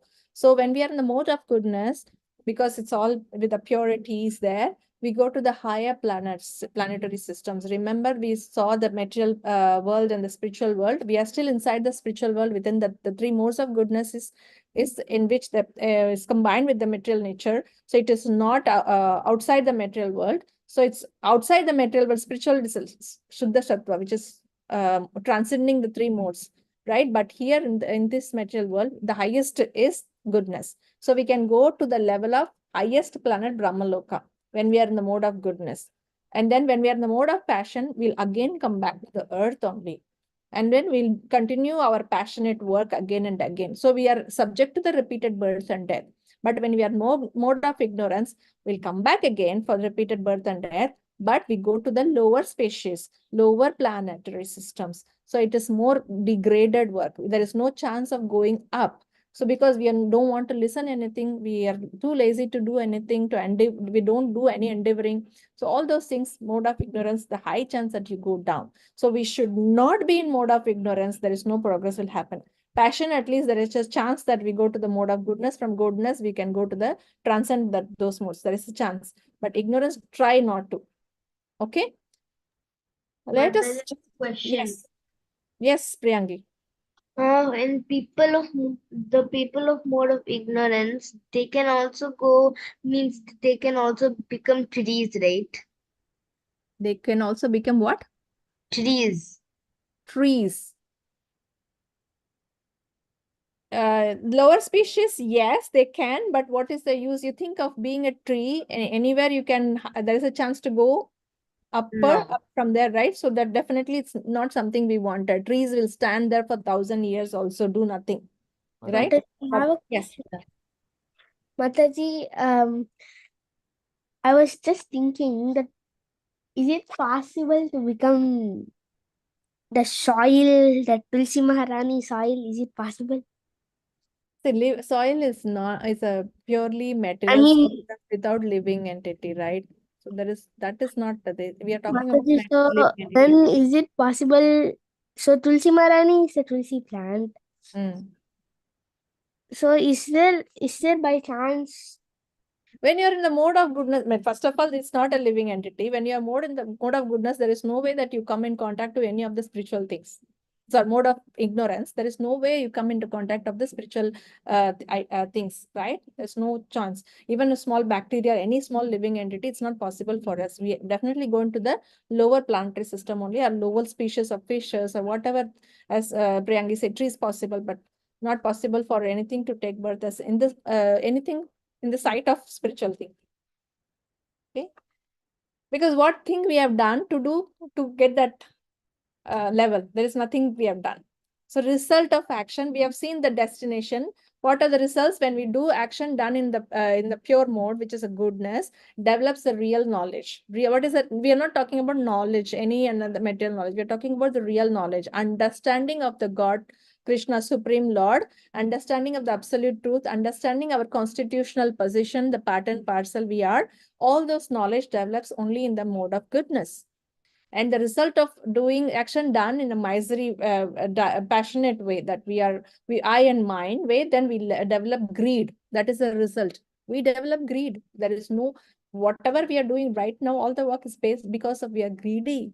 We are not happy with what we have. We want more and more. That's why we are thinking that, okay, there is a formula that we used to say when I was studying in college, just after my college degree, we all wanted to go to USA to work there and enjoy life, because more money and more luxury. But we also want our Indian style. We don't want to miss our family. We want to come back to India after some money. We get some money. This is all regularly everybody talks about it. So we always say that formula is called X equal to X plus 1. There's no such thing called X equal to X plus 1, because when we say that 1 year down the line, I'll get some money and come back to my country. So that 1 year later, oh, I don't have enough money. I need more. Another 1 year, another 1 year. It always happens like next. X equal to X plus 1 never happens. So the X plus 1 is always increasing to plus 1, plus 1, plus 1, plus 1. So the greed always develops. So there is no, unless you put a full stop consciously, I am stopping this. I don't want anymore. This is not going to happen. Then ignorance. Mataji, Yes. it's just like when you write one sentence, then you give a last figure as full stop. Yes. And then ignorance, you're doing it in the action, doing it in the foolishness. You don't understand, you're totally fool, muda. Then you're doing all those things. And what you develop is, the result is madness and illusion and delusion and all those things you develop. Right? This is the result of the 3 modes. So one final verse. Anyone want to read? Then we'll stop here. Mataji, can I? Okay, Avigna, you may have to, I have to give you. Can I, Avigna. Mataji? Can I? Avigna. Sorry, Can sorry, I? sorry, so many. Avigna, you read. ऊर्ध्वं गच्छन्ति सत्त्वस्था मध्ये तिष्ठन्ति राजसा जघन्यगुणवृत्तिशस्ता अधो गच्छन्ति तामसा. Translation. Those situated in the mode of goodness gradually go upward into the higher planets. Those in the mode of passion live on the earthly planets, and those in the Abominable. abominable mode of ignorance go down to the hellish worlds. Thank you, Avigna. I think we already discussed just about it, because when we say that that's our destination, they go to the higher planets, they come back to the fruitive, engage in the fruitive activities, and they go to the animal kingdom. Here it's confirming that Satvasta, Urdhvam Gachanti Satvasta, they'll be in the highest higher level. Madhye, the middle is the Rajasaha, which is passion, and Jahanya Guna Vrittista, Adho Gachanti Tamasaha. The Tamasa will go into the lower hellish world. So here you see 3 worlds are there. The top one we go when we are in the mode of goodness, still within the material world. You're not transcending beyond that. You're not going to the spiritual world when you're subject to these 3 modes of material nature. You have to understand that. From the mode of goodness, there is no way that you can go to Goloka, Vrindavan, or any of the spiritual sky, even from the Brahmacharya. It is only elevating us to go there, to progress us to go there. But you will go to the highest planet, which is Brahmaloka. That level you can go. But after that, beyond that, no. But when you're in the Rajas, which is passion, you come back to the earth, you will do repeated passionate work. But from the ignorance, you always go down. So that is the final one. And the final slide, Shruta, you can read it. Mataji, can I? Oh, Sanvi, if your internet connection is okay, read. Yes, Sorry, Shruta. Mataji, I just connected now. Okay, finished it.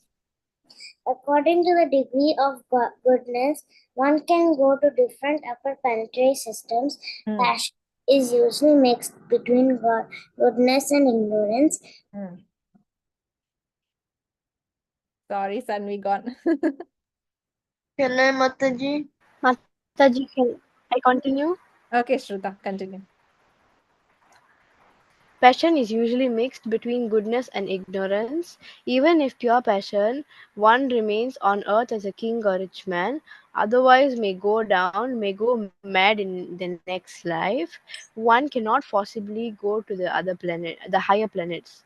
Mode of ignorance, lowest quality, result is very risky. According to the degree one comes to any of the 8 million species, Tamasaha. Those who continue to stay in ignorance without rising to the higher modes have a very dark future. Krishna consciousness is the system and opportunity to elevate to higher modes of goodness. Can you read the below? Is there anything? That's all. That's all. Higher mode of Okay. goodness. So there we know that 3 modes are there, and 3 modes we can go to upper planetary system. We come back to the we will be coming back to the earth is a passionate, and ignorance, dark future, go down only. But the only way that we can elevate is Krishna consciousness. We'll stop here. The next, I think, is already the 3rd topic, which I'm not going to do now because it may take some more time. Maybe next week I'll just continue. Hare Krishna. So far you understand the 3 modes? Yes, Mataji. Right? Yes, Mataji. Easily we can understand.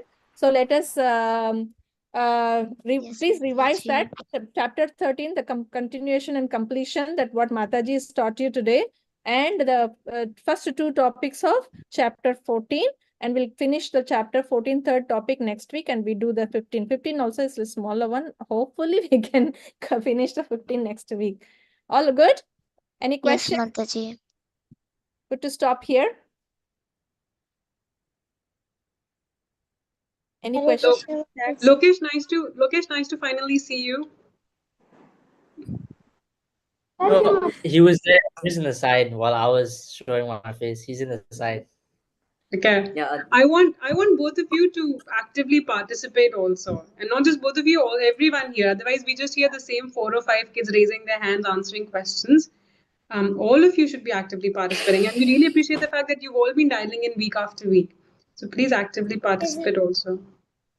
Masterji, today Lokesh came to the Lokesh Yeah, I in know the some. temple. Nice. Oh, Yeah. Mataji also there in the temple. Masterji, today only my internet connection went. I just have to read half and just again leave and then again come back. Sorry, Sanvi. But anyhow, you're coming to Singapore soon, right? We will have a good connection. I see some nice comments in the chat also. Thank you for all, attentively attending the classes and commenting. Shruta mentioned, Mataji, the funniest reason someone told me why they don't read and study Bhagavad Gita is that the traditions of elders is so binded in lives that they don't have to study at all. One thing. Sanvi say, Mataji, when we did not know of Krishna, my dad told that he already means Krishna. Something. Shruta, yes, Mataji, even my family is not Krishna conscious, so I prayed Krishna that they are also Krishna conscious. Nice. So much relatable. Yes. So very much. Nanda has a question, and then Samit, you both have questions, is it? Your hands are raised. Yes. One by one. Yes. No, me, he don't have a question. Okay. So Yes, my Nanda. question is, why between these two chapters, 13 and 14, Krishna sometimes say the Supreme as the first person as himself. Sometimes he say the Supreme is someone else, like talking in third person. Like Where exactly you are referring that, Nanda? chapter 13, I think verse 26, he say the Supreme. Then in this chapter, he say I'm the Supreme. 13:26. He says someone else is supreme, is it? Not someone else, he just says the Supreme. The third person. I think it's 26, yeah. Where is that, Mataji? 13:26. Yeah, so actually, Nanda, if you look at the actual Sanskrit, right, he's not saying that they begin to worship the Supreme Person. That's how Prabhupada has translated. What Krishna is just saying is that they begin to worship. Prabhupada gave the clarification of he's referring to worship the Supreme Person, so people don't conjure this to be worshipping any Tom, Dick, or Harry or demigod. But if you look at the original Sanskrit, there's nowhere Krishna is saying that worship the Supreme Person. He's just saying upasate. That's the word he's using, which means worship. Because people may have confusion, because in this verse he didn't say some third person supreme personally worship like that. As Mataji say, upasate, just worship. But Prabhupada definitely know us, right? We will ask 100 questions, worships who. So he has exactly put that supreme, because he is telling, it's not Krishna telling, so that's why he might have put it as supreme. And if Krishna says, definitely there will be I. Yeah, because otherwise people could have interpreted it very incorrectly. Because in this verse, Worship demigod, worship Brahman, worship somebody else easily. Yeah, Krishna is basically saying that as soon as you start hearing, you want to worship, and eventually, you'll get liberated. So people could be like, oh, I'm worshipping demigods, but I'm just starting, and Krishna said that my destination is the same, so it's fine. Which is why he's clarified. Mataji, wonder if like the online classes of Madhav classes so interesting. I just wonder how interesting would be Sunday classes of ISKM Singapore. Every time I see the videos that you share, I just feel like I wish I could go there and attend just one class. So, okay, Sunday class Singapore is not for bigger kids, Mother, only Gopal, smaller ones. That's why we have a lot of fun activities including in that, along with the teaching as well. And of course, for those festival comes a few weeks before, couple of weeks before, we start some practice for the performance. So in between that, after so once all the festivals over, we will start teaching them as well. It is definitely interesting, but we don't go this level of philosophical study with them. Well, so mother class is very much apt for you, nice, for your age. All are singing and dancing, and then they are engaging. They are eating cupcakes. I saw the pictures. It was so beautiful. Devotional service directly. Yes, Krishna Prasadam. Only taking Krishna Prasadam and dancing for Krishna, singing for Krishna. That's it. Good. Are we all good for to stop now? Yes, Mataji. Thank you. Hare Krishna. Hare Krishna. Dandavat Pranam. All glories to Srila Prabhupada. Hare Krishna. Hare Krishna Mataji. Hare Krishna. All glories to Srila Prabhupada. Hare Krishna Mataji. Hare Krishna Mataji. Hare Krishna Mataji.